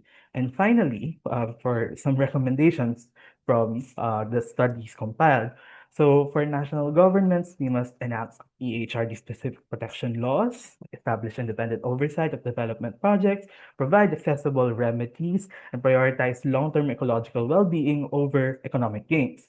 For intergovernmental organization, we must continue investigating attacks against EHRDs and support monitoring initiatives. For funders and institutions, we must direct resources to grassroots community-led initiatives and facilitate and continue making spaces to amplify frontline voices. And lastly, for defenders and civil society, we must continue organizing and strengthening our regional networks, formalize documentation of violations, and expand psychosocial support for environmental defenders. And that concludes the regional overview. Thank you very much for listening. Thank you, Chito. I saw some question in the chat box, but before that, we can sharing from the reactor, San Mala from the Cambodia. You can speak in Khmer too, if you will too. The floor is yours, San Mala. Thank you. Thank you so much. Hello, everyone, and thank you, APNED and Bong Chandra, that providing me the opportunity to speak during this presentation. Actually, I work for Partnership for Environment and Development Organization, or we can call PED. it is a new human rights and environmental organization in Cambodia. But I started my activism since 2013. Yeah.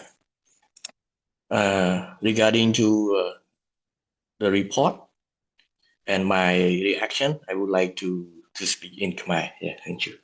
And I need Bong Sitho to translate for me. Okay, Bong Sitho.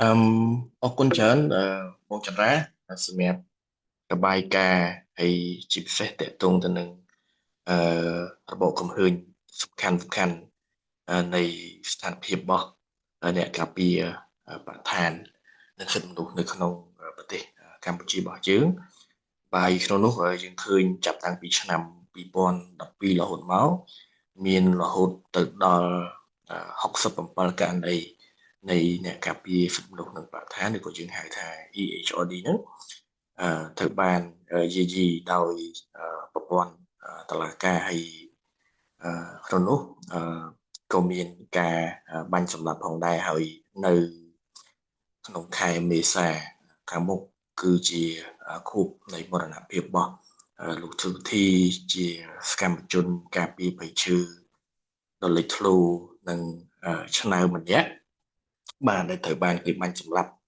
នៅក្នុងខេត្តកោះកុងកាលពីឆ្នាំ2012អញ្ចឹងរហូតដល់ឆ្នាំ2026នេះវារយៈពេល14ឆ្នាំបាទដែលគាត់ត្រូវបានគេសម្លាប់ដោយអយុត្តិធម៌ហើយទាំងក្រុមគ្រួសារទាំងអ្នកគ្រប់គ្រងក៏ដូចជាប្រជាជនកម្ពុជាយើងទាំងមូលគឺទន្ទឹងនឹងរងចាំយុត្តិធម៌ហើយយើងឃើញកន្លងមកក៏រដ្ឋាភិបាលធ្លាប់ប្រកាសផងដែរថានឹងបង្កើតគណៈកម្មការឯករាជ្យមួយដើម្បីស៊ើបអង្កេតនិងពន្យល់ការស្វែងរកយុត្តិធម៌សម្រាប់លោកឈុនធីក៏ប៉ុន្តែនៅក្នុងស្ថានភាពចាស់ស្ដែងយើងឃើញថាมันមានអីប្រែប្រួលឬក៏សញ្ញាច្បាស់លាស់ណាមួយដែលយើងអាចកត់សម្គាល់ថាលោកឈុនធីនឹងទទួលបានយុត្តិធម៌ទេបាទហើយក្នុងនោះយើងឃើញបញ្ហាដែលអ្នកការពារបរិស្ថាននិងសហគមន៍ជាតិដើមភាគតិចប្រជាពលរដ្ឋនៅតាមមូលដ្ឋានគាត់ជួបប្រទះហ្នឹងគឺដោយសារការរំលោភបំពានដីធ្លីគម្រោងសាងសង់វិទ្យាស្នីការកាប់បំផ្លាញព្រៃឈើការទាញយករ៉ែការបំពុលទឹកហើយនឹងខ្យល់ជាដើមហើយថ្មីនេះទៀតសោតយើងឃើញប្រទេសកម្ពុជាចាប់ផ្ដើមទទួលរងនៅឥទ្ធិពលខ្យល់ពុលបាទយើងឃើញនៅចន្លោះចាប់ពីម៉ោង5ព្រឹកឡើងហ្នឹងគឺភ្នំពេញចាប់ផ្ដើមមានអាប់បាទមានផ្សែងពុលអាក្រក់ដែលយើងអាចមើលឃើញនឹងភ្នែកហើយជារឿយរដ្ឋាភិបាលគាត់តែងតែបដិសេធនិងចាត់ទុកថាអាប់ដែលយើងមើលឃើញនោះមិនមែនជាខ្យល់ពុលទេប៉ុន្តែវាជាអាប់បាទហើយក៏រដ្ឋាភិបាលតែងតែមានគេហៅថាចំណាត់ការយឺតយ៉ាវនៅក្នុងការជួលដំណឹងទៅដល់ប្រជាពលរដ្ឋពីឥទ្ធិពលខ្យល់អាក្រក់ការបំពុលខ្យល់និងបាតុភូតធម្មជាតិផ្សេងហើយភាគច្រើនយើងឃើញអ្នកប្រើប្រាស់បណ្ដាញទំនាក់ទំនងសង្គមគាត់ជាអ្នកសកម្មនៅក្នុងការផ្ដល់នៅការជួលដំណឹងទៅដល់ប្រជាពលរដ្ឋលឿនជាងមន្ត្រីរាជការឬក៏អាជ្ញាធរដែលពាក់ព័ន្ធបាទក្នុងនោះយើងឃើញមានការបាត់ខ្លួនដោយបង្ខំពីករណីដែរមែនទេបាទប៉ុន្តែកន្លែងហ្នឹងចង់ឲ្យបងចន្ទរាជួយបកស្រាយបន្ថែមវិញចឹងណាខ្ញុំអាចមានការខ្វះចន្លោះហើយចង់ស្វែងយល់បន្ថែមបន្តិចដែរថាអាហ្នឹងបាត់នៅពេលណាហើយគាត់ជាអ្នកណាអញ្ចឹងណាអាចជួយបកស្រាយបន្ថែមកន្លែងនេះបានទេ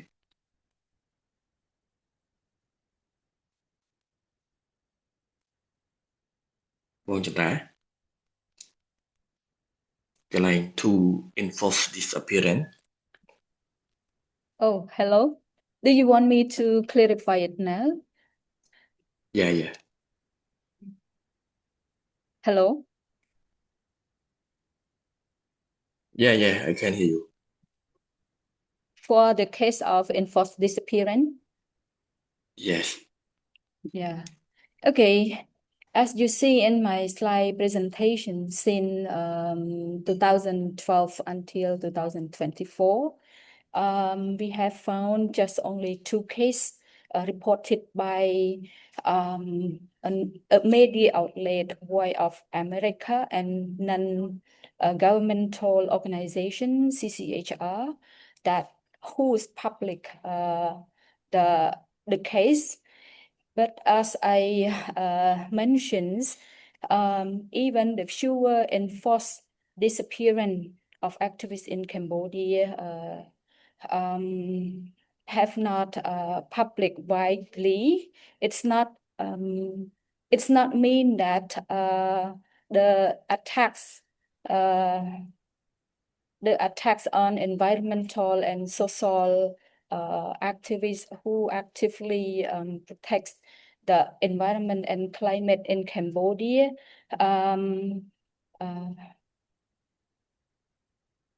represent the repression and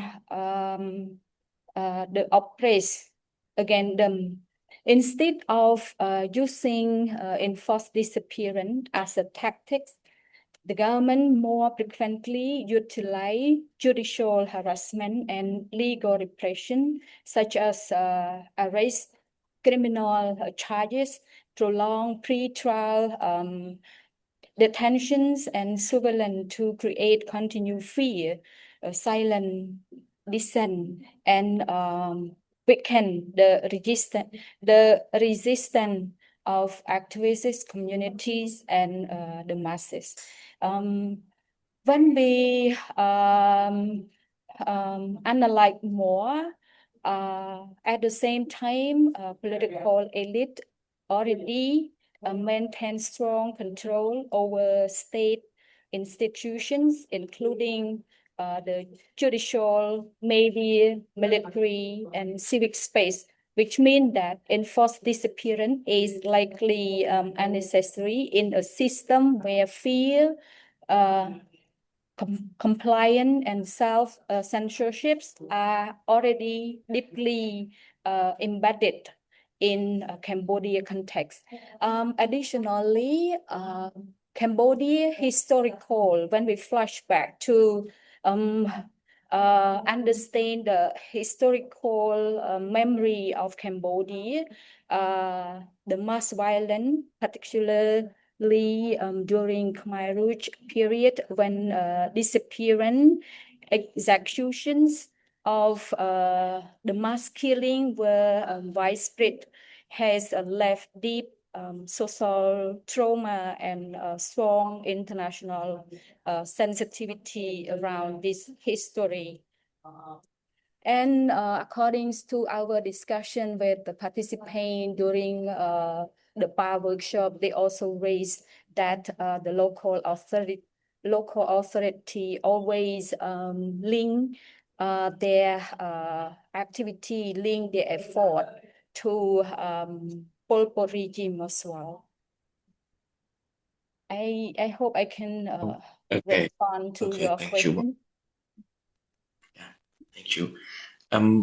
បាទហើយអរគុណបាទមានចំណុចពីរសំខាន់ទៀតដែលខ្ញុំចង់កត់សម្គាល់ដែរបាទនៅក្នុងយើងឃើញក្នុងរបាយការណ៍បានបង្ហាញថាកម្ពុជាជាប្រទេស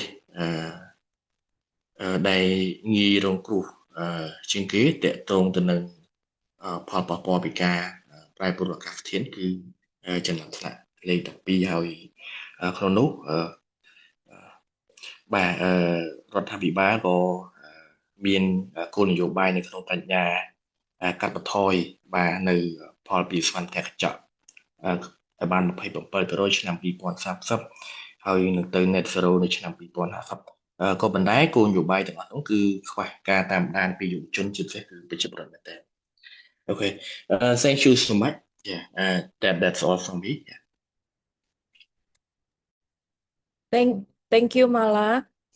And we will continue with Mr. Fendi from West Kalimantan. He also experienced fighting for the Mayawana company. And for Mr. Fendi, you can sharing using bahasa. The floor is yours.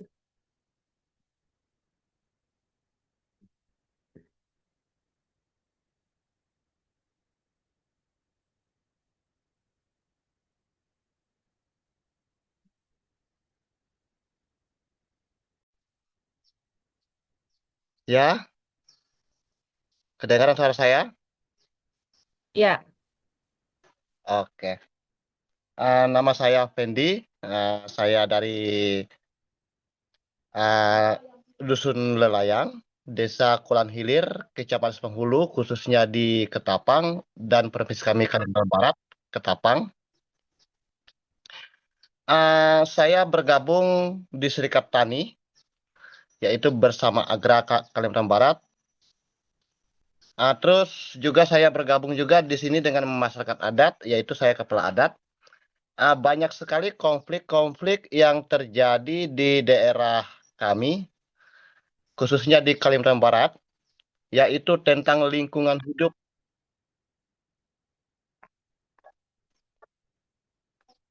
Yaitu tentang lingkungan hidup,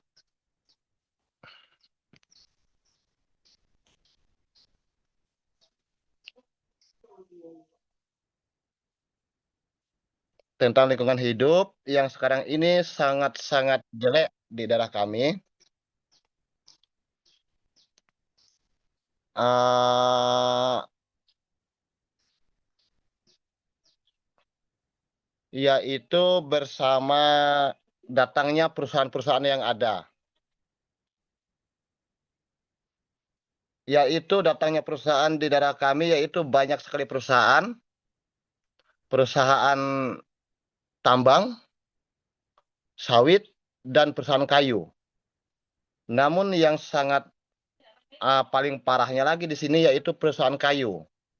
Yang sekarang ini disebut perusahaan kayu, yaitu perusahaan PT Mayawana Persada. Kami juga selalu didampingi bersama teman-teman, yaitu yang selalu mendampingi pada saat ini, yaitu dari Agra dan Lingkar Borneo.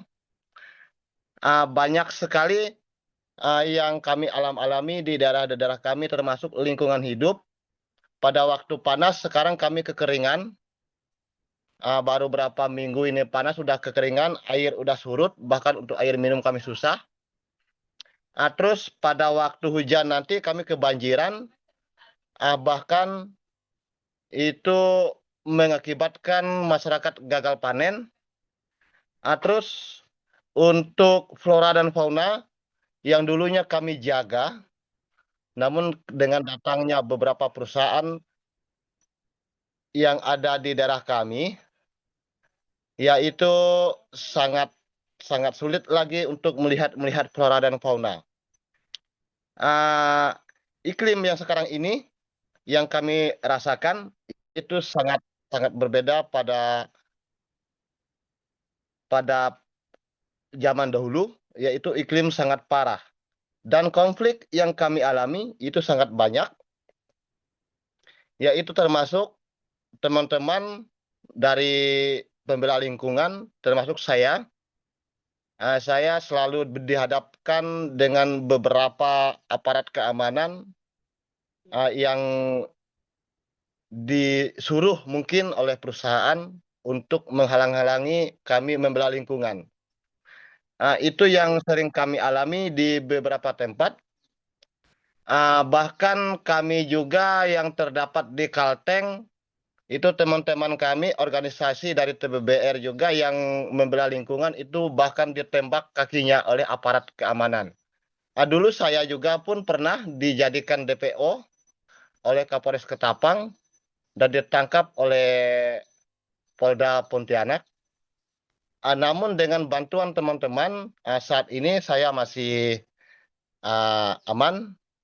Namun ke depannya saya pikirkan mungkin kalau tidak barang ini diselesaikan dengan baik, masalah masyarakat adat bersama perusahaan-perusahaan yang mengklaim tanah-tanah masyarakat adat yang kami jaga turun-temurun, mungkin ke depannya banyak sekali masyarakat-masyarakat adat yang akan diintimidasi oleh perusahaan melalui kepolisian negara.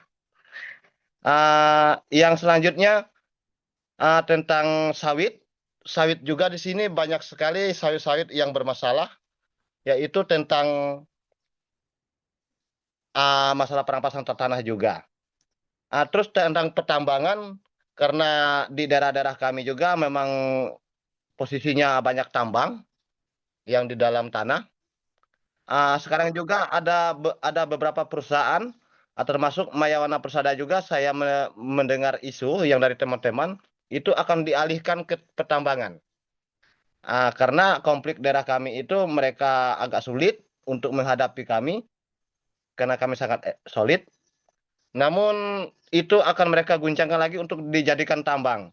Ini yang kami heran, kok kenapa pemerintah ini bisa mengalihkan izin, sementara izin ini belum selesai, seharusnya izin ini harus dikuokan dulu dengan masyarakat, diselesaikan dengan musyawarah yang baik. Itu harapan kami, bisa tanah-tanah masyarakat adat yang diambil oleh perusahaan secara paksa itu dikembalikan kepada masyarakat sendiri.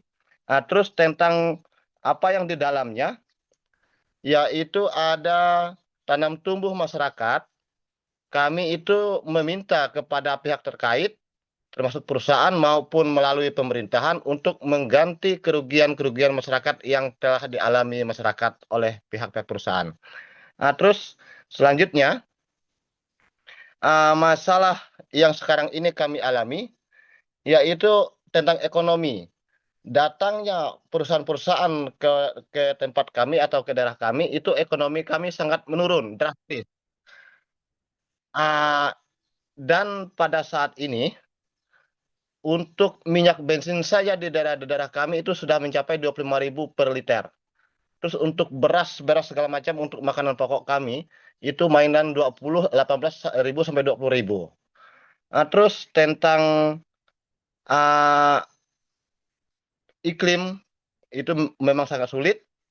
Tentang lingkungan hidup, itu sangat sulit untuk kami hadapi sekarang. Tentang hutan yang kami jaga, yaitu banyak sekali, tentang hutan konservasi, hutan gambut lindung, hutan gambut budidaya, itu yang sangat kami jaga. Namun sekarang datangnya perusahaan-perusahaan yang sangat rakus, itu habis. Yang saya sebut rakus itu ialah perusahaan Mayawana Persada, yaitu hutan gambut yang kami jaga dan kami lindungi, itu sudah berapa ribu hektar yang dirusak oleh mereka. Dan juga bukit sakral yang kami sakralkan, yaitu dimasukkan kami Bukit Keramat oleh kami Dayak Kualan, itu juga digusur sebelahnya, termasuk kuburan-kuburan yang kami anggap itu sakral, karena itu adalah nenek moyang orang-orang tua kami, yaitu di kuburan Kejuing, itu digusur juga oleh perusahaan-perusahaan Mayawana Persada. Ini yang sangat kami sayangkan dengan kebijakan-kebijakan pemerintah melalui perusahaan pada saat ini sangat tidak efisien bagi kami, karena mereka itu hanya duduk di bangku saja dan tidak terjun ke lapangan. Jadi harapan kami, pemerintah itu harus terjun ke lapangan langsung, bertanya kepada masyarakat bagaimana apa yang sebenarnya yang terjadi dan bagaimana selanjutnya untuk menindaki masalah ini, supaya masalah ini bisa diselesaikan dengan seksama. Tidak ada terjadi konflik terhadap masyarakat maupun perusahaan maupun terhadap keamanan aparat. Mungkin itu saja, salam dari saya. Terima kasih. Oke. Thank you for Pak Fendi, and then we Yes. can move to Mark Dorado from Kalikasan People Network for the Environmental from the Philippines. The floor is yours. Hello, I'm audible.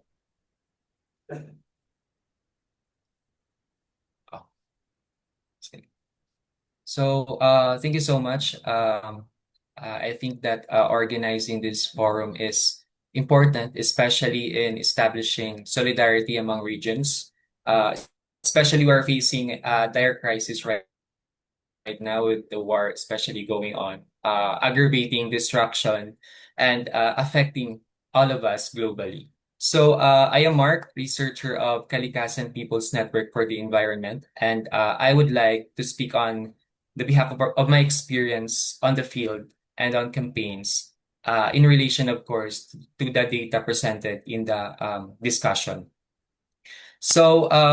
My first point would be one of uh, what Chito mentioned earlier as one of the important drivers of conflict in the communities, which is the shrinking of civic spaces. I think first and foremost, of course, it is very important to declare as to how we understand or even delineate civic space as a site where we contest, of course, our democratic rights in the face of state repression. So what I mean is when we say shrinking of civic spaces, to what extent does this dwindling happens? Although, of course, there were sufficient evidence earlier mentioned by previous presentations in different regions. But apparently, this shrinking of civic spaces extends beyond the procedural ways of democracy, like in terms of legal mechanisms fortifying democracy, such as the right of the people to lobby, to reform institutions, to pass on policies, such as also in spaces of outright democratic expression, where in the streets, where people conduct their demonstration, in the bureaucracy, where people can lobby or file a petition, or in communities where organizing takes place. So it was explained earlier that there are cases of blatant censorship, restriction, red tagging, immobilization, terrorist designation, even judicial harassment, and worse, even extrajudicial killings, as concretely exemplified by the presentations earlier. But the conditions and spaces of democratic expressions also inform spaces that we occupy on a daily basis, especially those people in the community, in the rural and coastal, who are primarily facing the very face of environmental destruction. Since this violence of the state directed towards civic participation are so deliberate and systemic, preventing expression of dissent and grievances, there is then a progressive encroachment of state violence and censorship in spaces of mundane and communal expressions. Like, for example, there is an implicit violence disintegrating the cultural and social life of communities. And these are not even explicit expression of political democratic involvement. It's just how people in the communities spend their daily lives. For instance, in militarized communities in the Philippines, people are not allowed to gather together. When in fact, gathering is a culture in the province, in the communities. Another instance would be peasants who are collectively managing their land were forced by the military to split the land and thus privatize it individually, because the military and even the state fears that these people are organizing to forward their grievances long neglected by the state. So there is an apparent and systemic attempt of the state to stifle dissent, even if that means dramatically shattering culture and social cohesion of the communities. Even dramatically altering the terrain of daily life of the people. And social cohesion and culture are very important grounds in sustaining how communities treat and relate to their environment, because that involves their livelihoods and practices. And this integration, first and foremost, can be observed across indigenous communities, who are the most vulnerable groups when it comes to development aggression. The kind of relationship they have with each other are corrupted, all because of how they are being divided by the military and corporations. So the previous culture of mutual trust among them now is diminishing, even to a point that some leaders of the community would willingly serve as intelligence assets of the community to surveil on groups that collectively resist the encroachment of private corporations. Although there are some cases, I think it is also important to note this one, where you cannot really fully blame these people who decided to co-op with private corporations. Well, because they were promised employment, even if these are employment with wages that does not fully compensate the impending series of environmental destruction and displacement that shall take place in their community. But these are employment that would serve as an immediate temporary relief for some of the people of the community, as the salary is a tad higher compared to the previous daily wages they earned. And I think this is still an indicator of how the state is still incompetent in this aspect. With all of this violence going on in the communities, I would also like to emphasize one of the points Mika mentioned earlier in the Philippines, the counterinsurgency policies of the state.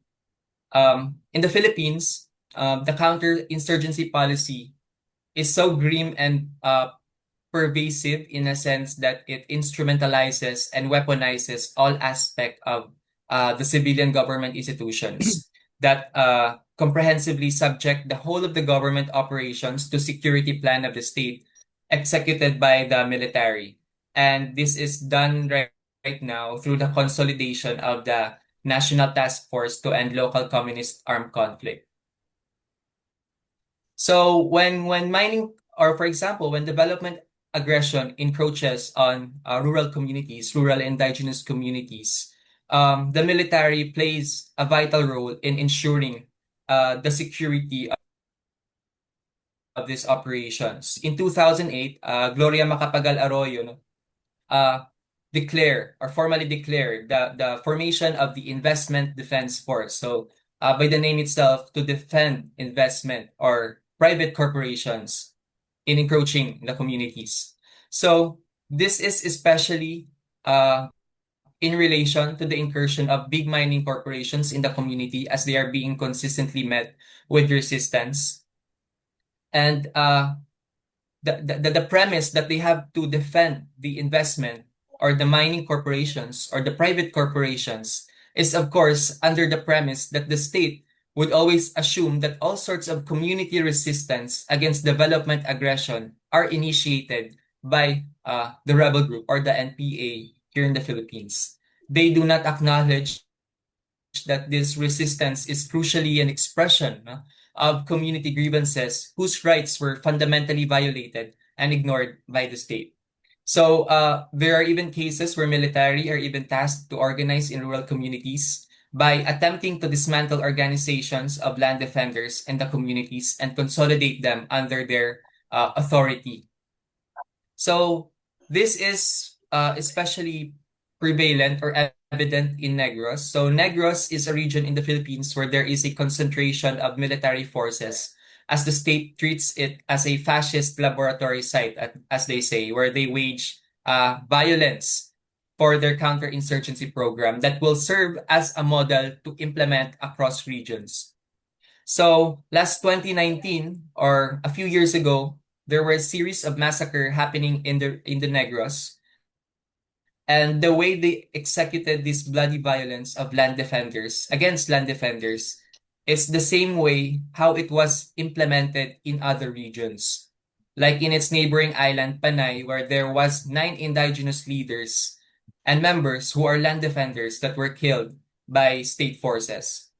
So this is situated, of course, within the capitalist drive, as mentioned by Mika earlier, for profit, for hyper extraction of natural resources. So there is the extractivism, indicator of how the country is still subject to imperialist domination. And extractivism will always have a prominently imperialist character in it, because as we know, it is a manifestation of countries in the global south who are politically designated as wells of resources that empires can siphon from. And another point, before I wrap up, I would also like to point out how the Philippines is ranked as the most vulnerable in disaster risk. This does not only refer, of course, to the capacity of the state to mitigate climate crisis, such as those existing mechanisms and policies to approach this crisis, but I think it is also crucial to assert that this vulnerability is a chief indicator of the existing and unaddressed gap between the institutions and communities. Now, how the government maintain its ignorant distance from people's organization and from environmental defenders. And last point, with all of the excellent and notable recommendations forwarded by the presenters, I also would like to emphasize, and I am sure all of us are aware that we must go beyond also institutional reforms as a primary sort of action. Because we acknowledge, of course, the importance of it. We acknowledge the importance of lawyers when it comes to facing the lawfare of the state against environmental defenders, and they have been crucial actors alongside of the environmental defenders. But one of the primary action that we can do, of course, all the time is joining the people in their continued resistance in their communities, because our first line of defense is and will always be with the people in the community. Because as much as there are laws and protective mechanisms recognizing protection of the environment and upholding the right of the communities, as long as the interest of the ruling few precedes that of the welfare of the many, all of these legal mechanisms are rendered almost inutile. Hence, we are tasked to be with the people, to arouse them, organize, and mobilize with them. And because the primary struggle of the people is, of course, first and foremost wage in the forest, in the coast, and in the rural communities. Thank you. Thank you, Mark, and thank you also for all the speaker. There's some question in the chat box and also in the Facebook. Maybe I will read and the speaker, especially for the researcher, can answering. It's from Seaway, KI Consulting. Did the research also profile the companies, developed bank, and other corporate actors who are implicated in this attack? For example, how many attacks are connected to project owned and or funded by domestic companies, bank, or versus those that are multinational, in which cases that other countries are implicated.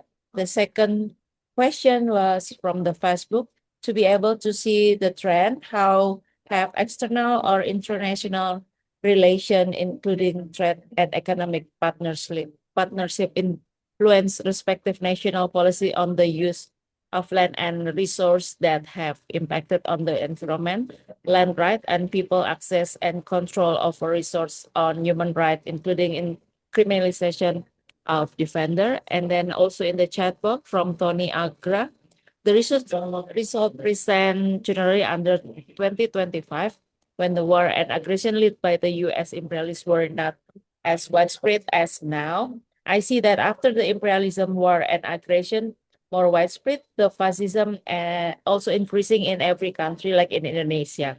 The criminalization and harassment of the ASRD more increasing since 2025 to 2026.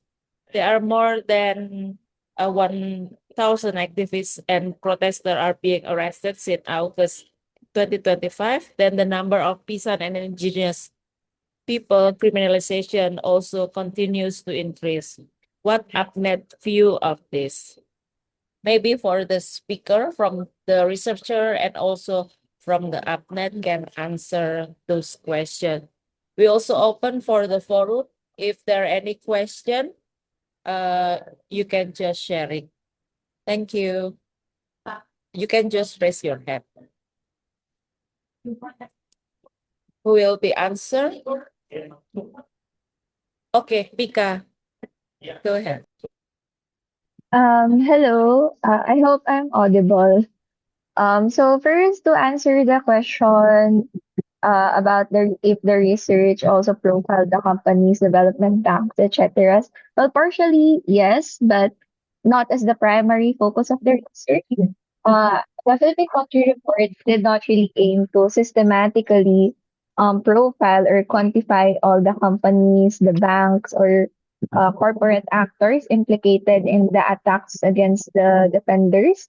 Well, as the methodology, which is PAR, our primary focus was on documenting the patterns of attacks, um, understanding the structural drivers behind these attacks, and then, of course, centering the, as mentioned by Leah, the lived experiences of the defenders. But the findings do actually provide important insights into the role of the companies, development banks, and or the corporate and financial actors you mentioned. In the interviews, the FGDs, and the validation workshops that we conducted, the attacks narrated by the defenders were consistently linked to extractive and large-scale development projects such as like mining, energy, plantations, reclamation, and infrastructure. So these projects here in the Philippines are usually or most often backed by like not really like political or a few small elites and transnational capital. So the study also, well, the study does not really present an exact uh, numerical disaggregation, but it was shown that many cases do involve multinational corporations and foreign funded projects were specifically in large scale mining and energy, where investments are tied to like global commodity chains and external demand. So yes, the answer yes, partially.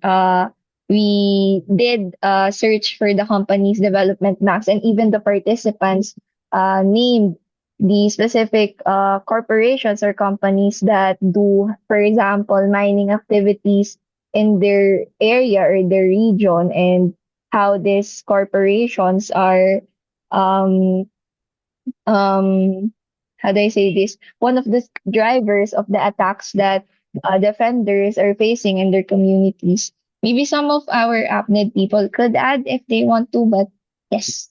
And then, yeah.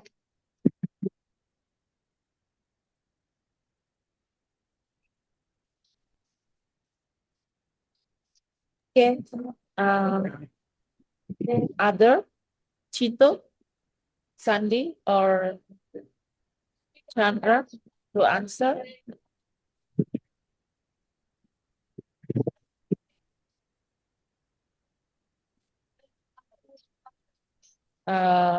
Maybe also from APNET can also answer about the question from Tony.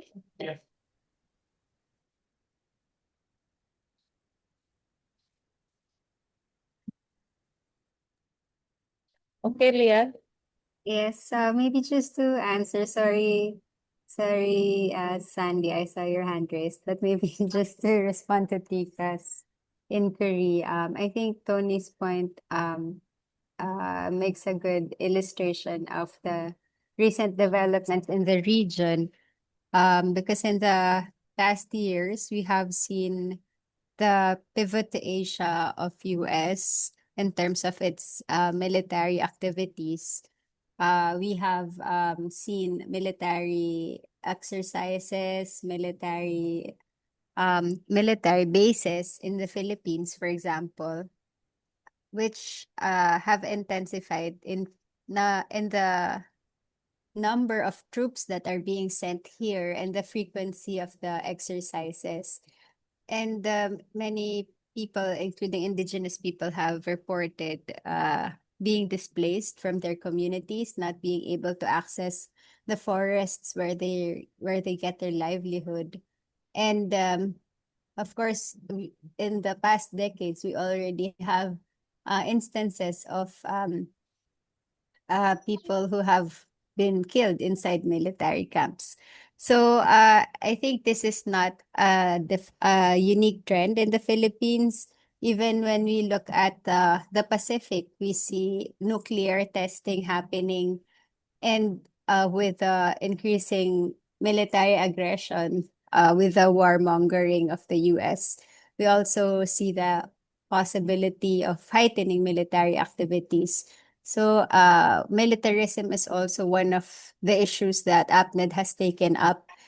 Last October, we conducted an international solidarity mission as well as a international conference on militarism and climate change, since we see also the connection of the military-industrial complex and its contributions to carbon emissions as well to the weakening of the climate resilience of communities and the increasing attacks related to militarism.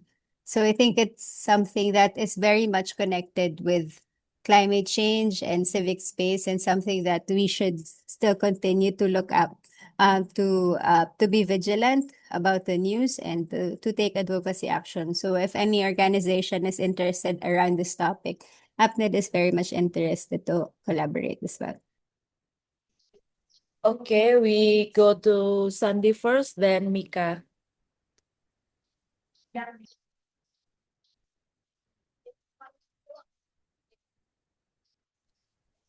Sandy, do you want to answer? Because before that you raise your hand, or we can go to Mika.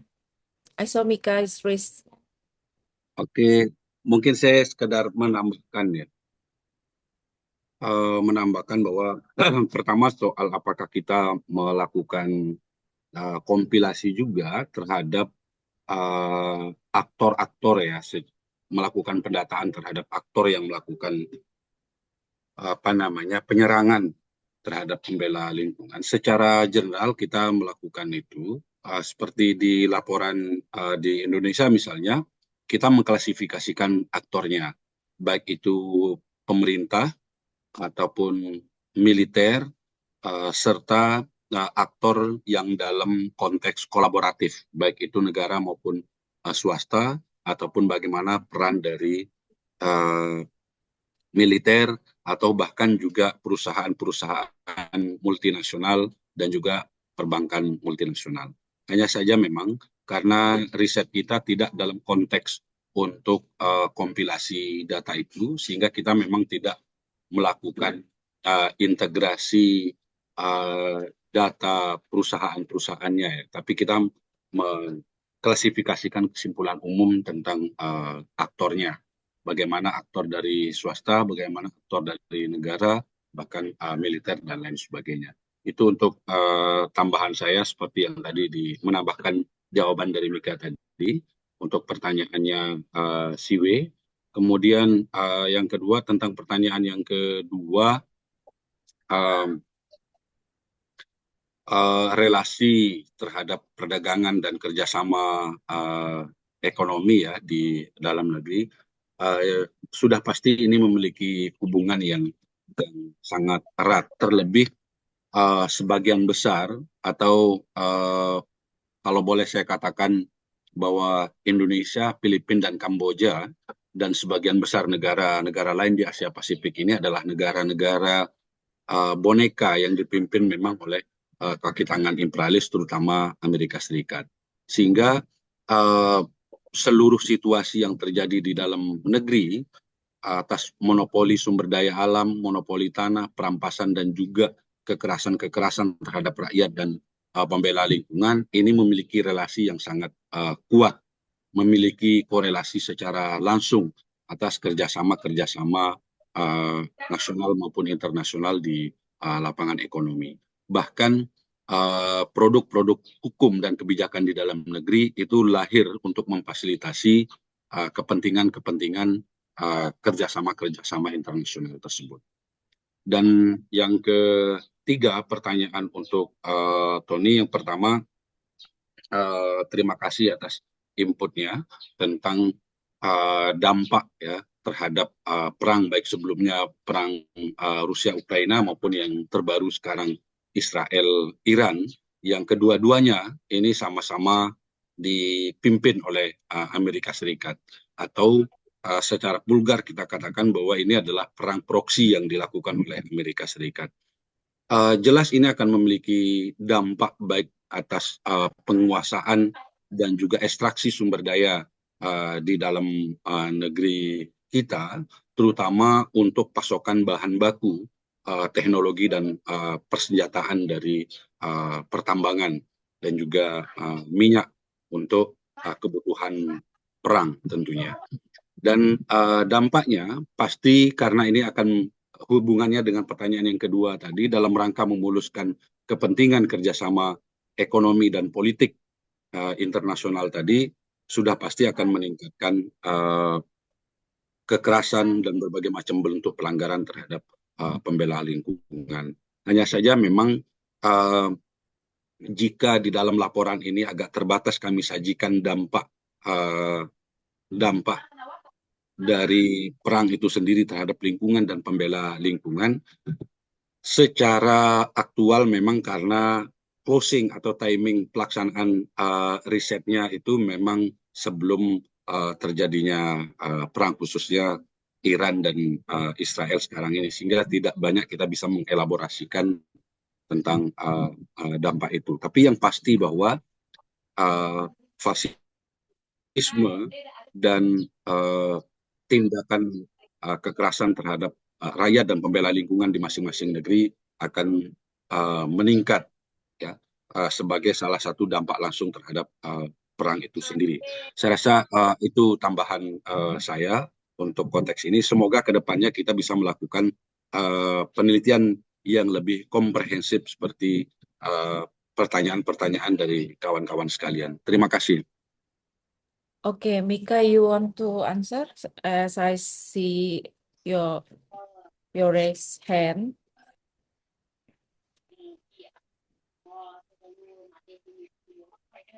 Hello, Mika. Hello. Sorry. Yeah, to answer we still have time to answer the question about external or internal relations. The question 2. So specifically here in the Philippines, trade liberalization and economic partnerships have encouraged the Philippine state to open our natural resources to foreign investment, particularly in mining, in agribusiness, and infrastructure, as well as energy, which is also narrated by the participants of the research.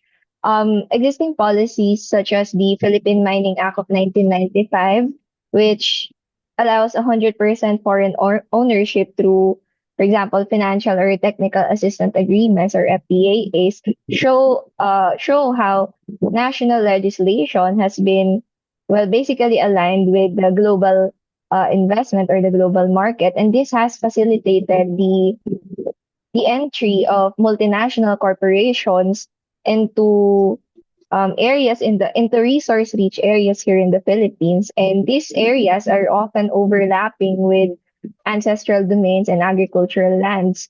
For example, large-scale mining operations in Palawan, which was challenged by the indigenous community there in Brooks Point specifically, is an example of how the global demand for minerals drives extractive activities that threaten both ecosystems and also the rights of the indigenous communities. Similarly, there's also the export-oriented agribusiness, which has expanded through foreign-linked plantation economies. One of our participants specifically told us a story about that, particularly in Mindanao, where vast tracts of land are devoted to monocrop plantations such as bananas and pineapples, and the crops or the good crops that they get from these plantations are exported to international markets. And all of these developments have contributed to land dispossession and to the environmental degradation, and as well as the erosion of food sovereignty in different communities. And then the current economic priorities are of the government, especially in the areas that I've mentioned, are closely tied to the patterns of repression and criminalization that was highlighted in the research. So the participants specifically mentioned that for these corporations to be able to secure investment, and ensure the smooth operation of the projects, the state basically adopted a militarized approach to governance, especially in like areas rich in natural resources. For instance, in mining affected areas or communities, also another one example is the Didipio in Nueva Vizcaya. Well, militarization intensified during um, periods of resistance by the community against foreign mining corporations encroaching upon their lands. So, red tagging and criminalization of defenders are, well, basically embedded within the context of or within the economic and the political system here in the Philippines. So that's how like different um policies, international policies are influencing what is currently happening locally here in the Philippines. Okay, thank you, Mika. Since there's no more question, then I will ask for Daniel from APNED Secretariat to have the synthesis and the recommendation of this open forum. The floor is yours, Daniel. Hello, this is the closing for the forum. I hope everyone learned a great deal from our forum. And of course, thanks to everyone who attended this launching. For the research, we'll be launching different materials related to it. So we will have a research briefer, the full publication, of course, and then we'll also release videos. So if you want to follow those updates, you can check our social media. We have Facebook, we have Instagram, we have Blue Sky, we also LinkedIn for the updates. And also for those who joined and indicated that they wanted to be a member of APNED, we will be following up in order to facilitate the membership process for you or your organization. And before I proceed to the synthesis and recommendations, I would also like to give appreciation to the people who this research would not have been possible if they did not participate. Of course, the environmental defenders in Cambodia, Indonesia, and the Philippines. All of the findings and analysis were heavily drawn from the inputs that they gave during our different PAR activities. We have also our partners in Indonesia and Cambodia. So we have Progress, we have RUA, and the other APNED members who have participated and helped out even beyond the target countries. Of course, the research team who worked tirelessly on this project, even former members of the research team, and other partner CSOs who were with us on this 3-year journey, including IDRC, the International Development Research Center, who funded and provided guidance for the entirety of this research project. Um, so to sum this all up, evidence from the 3 countries shows that attacks against EHRDs form part of a broader political and economic system that prioritizes the extraction of natural resources for profit over the rights of communities and the sustainability of the environment. Despite years of advocating for policy reforms, governments in these countries have yet to enact protections for environmental defenders, and what exists in the laws and the institutions have enabled violations of their rights with near total impunity. And this has severely hampered the efforts of climate and environmental defenders to put forward real solutions to the climate crisis and to mitigate the ongoing effects of the climate crisis in their home countries. However, there is hope in the persistence, the creativity, and the efforts to build capacity and solidarity that environmental defenders continue to show in these 3 countries and other countries as well. Defenders just need more support to enable greater and more impactful climate action and resist the global climate crisis. And to create this enabling environment for climate and environmental defenders, states must fulfill their mandate to ensure environmental sustainability by enacting and implementing policies and programs that prioritize long-term ecological well-being over short-term economic gains, that do not get distributed equitably. Governments must also establish concrete protection mechanisms for EHRDs, including dedicated legislation against SLAPs, independent oversight of development projects, remedies for violations that are accessible even to the grassroots levels, and support systems such as legal aid and mental health services. At the intergovernmental level, like in the United Nations and in the ASEAN, um, they should continue investigating attacks against environmental defenders, support the strengthening of national policies, and independent monitoring initiatives that document violations and produce credible evidence for advocates. Um, and additionally, other international institutions that direct development aid, development finance should also consider prioritizing grassroots initiatives in how they direct resources in order to support community-led efforts and facilitate attendance in platforms that amplify the voices of frontline defenders and bring them to global policy spaces. And lastly, um, environmental defenders must continue to strengthen collective organizing, improve the documentation of violations, expand psychosocial support, and build alliances with legal practitioners to enhance protection in high-risk contexts. That's all from us. Thank you very much again for attending this forum. And we hope you follow up on the research publications. You will see it on our website and social media soon. Thank you very much. Thank you, Daniel. Before we leave, I will ask for the participant to see at the chat box. If you want to have the A certificate, you can answer the evaluation form in the chat box. And you can also, the result will be uploading in the APNED website. And before that, maybe we can open all of our camera and have the photo group.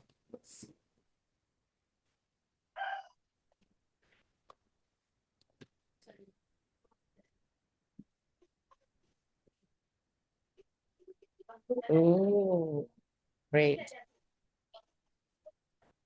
Okay, the text will photo, right? Who will say 1, 2, 3? I'll count. Okay. All right. Ready, Because everyone? Daniel, you're Smile. 1, 2, 3. okay. We have 2 screens more. Okay. So please smile again. Ready? 1, 2, 3.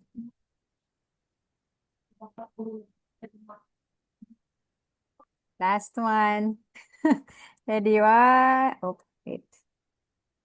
Okay. 1, 2, 3. Okay. Okay. Thank you, everyone. Thank you for joining.